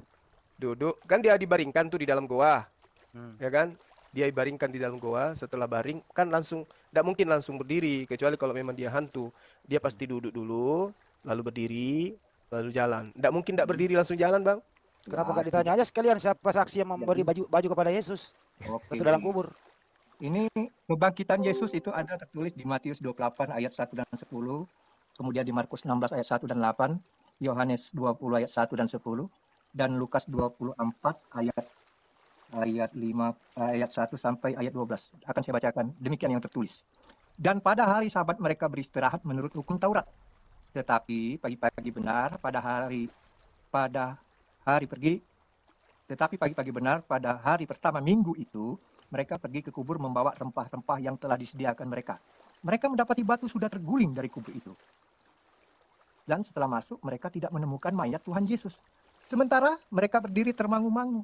Karena hal itu, tiba-tiba ada 2 orang berdiri dekat mereka memakai pakaian yang berkilau-kilauan. Mereka sangat ketakutan dan menundukkan kepala. Tetapi kedua orang itu berkata kepada mereka, "Mengapa kamu mencari dia yang hidup di antara orang mati? Mengapa kamu mencari dia yang hidup di antara orang mati? Mengapa kamu mencari dia yang hidup di antara orang mati? Ia tidak ada di sini. Ia telah bangkit. Ia tidak ada di sini. Ia telah bangkit. Ia tidak ada di sini. Ia telah bangkit." Jadi bukan dibangkitkan. Ya, ia tidak ada di sini. Ia telah bangkit. Ingatlah apa yang dikatakannya kepada kamu ketika ia masih di Galilea, yaitu bahwa anak manusia harus diserahkan ke tangan orang-orang berdosa dan disalibkan dan akan bangkit pada hari yang ketiga. Maka teringatlah mereka akan perkataan Yesus itu Dan setelah mereka kembali dari kubur, mereka menceritakan semuanya itu kepada ke-11 murid dan kepada semua saudara yang lain. Perempuan-perempuan itu ialah Maria dari Magdalena dan Yohana dan Maria ibu Yakobus dan perempuan-perempuan lain yang juga bersama-sama dengan mereka memberitahukannya kepada rasul-rasul. Tetapi bagi mereka perkataan-perkataan itu seakan-akan omong kosong dan mereka tidak percaya kepada perempuan-perempuan itu. Sungguh pun demikian, Petrus bangun, lalu cepat-cepat pergi ke kubur itu.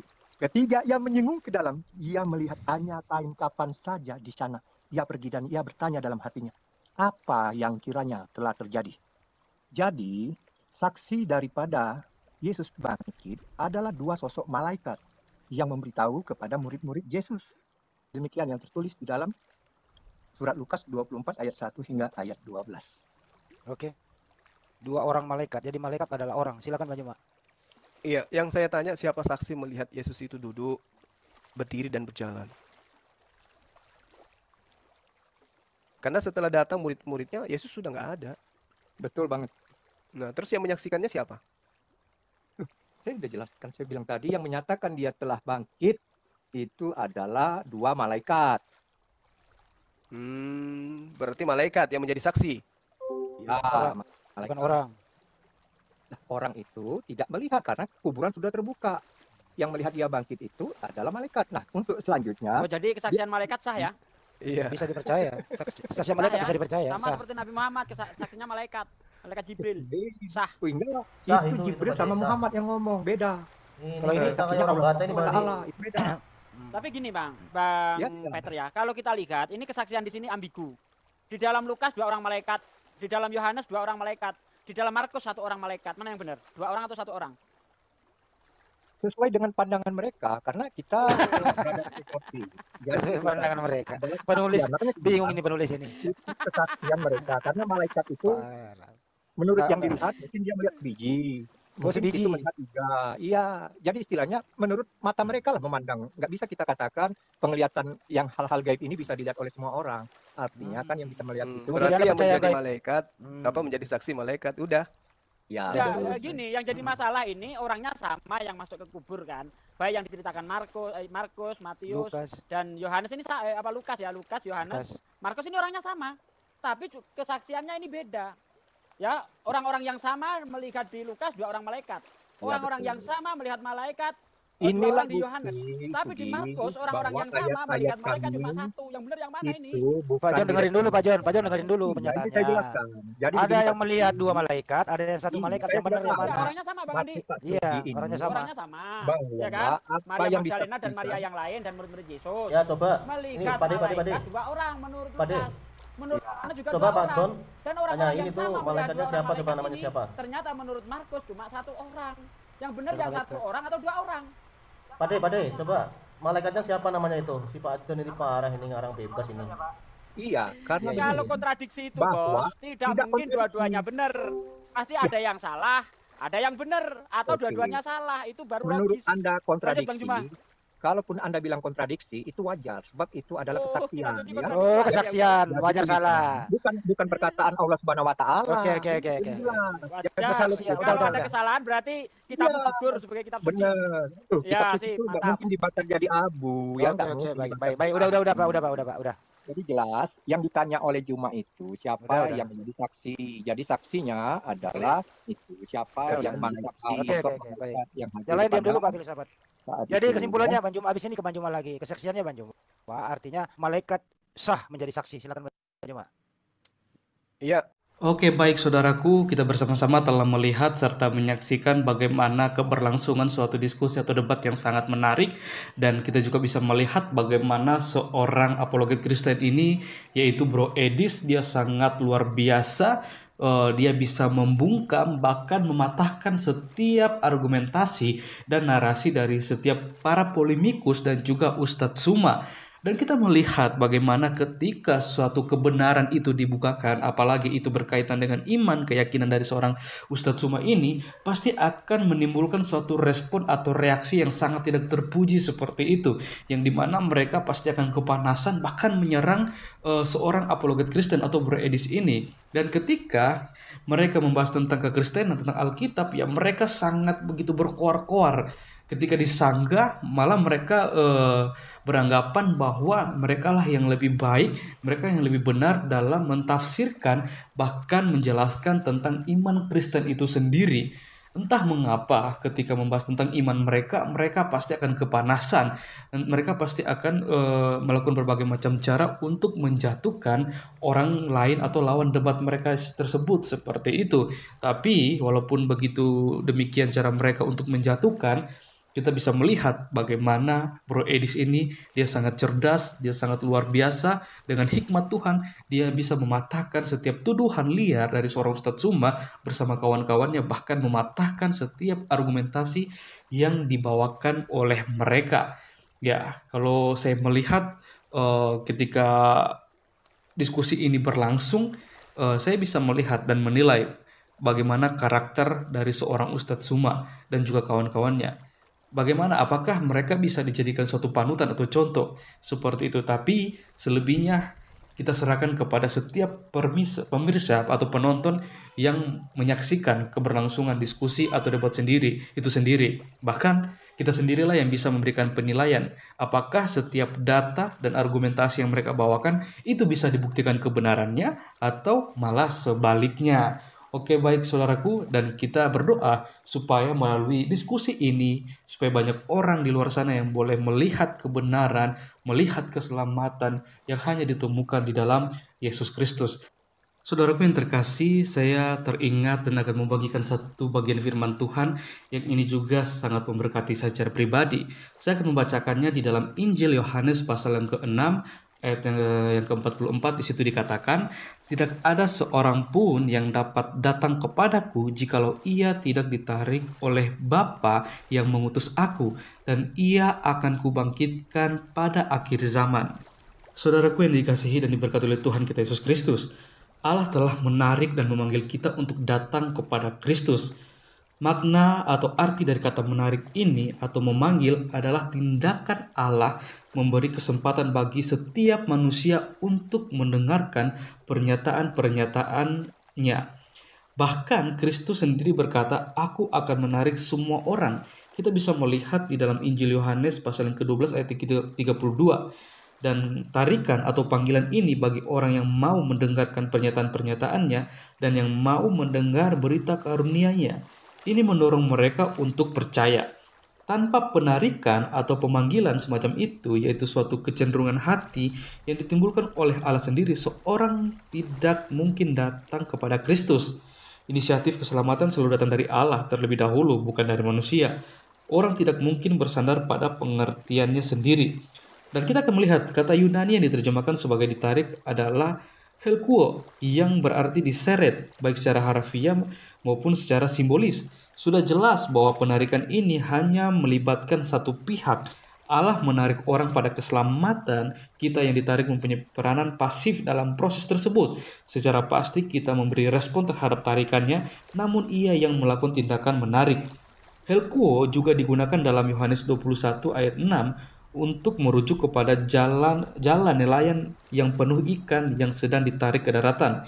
Di dalam Yohanes 18 ayat 10, kita melihat Petrus menarik pedang dari sarungnya, dan di dalam Kisah Para Rasul 16 ayat 19, helkuo digunakan ketika Paulus dan Silas diseret ke pasar untuk menghadap penguasa.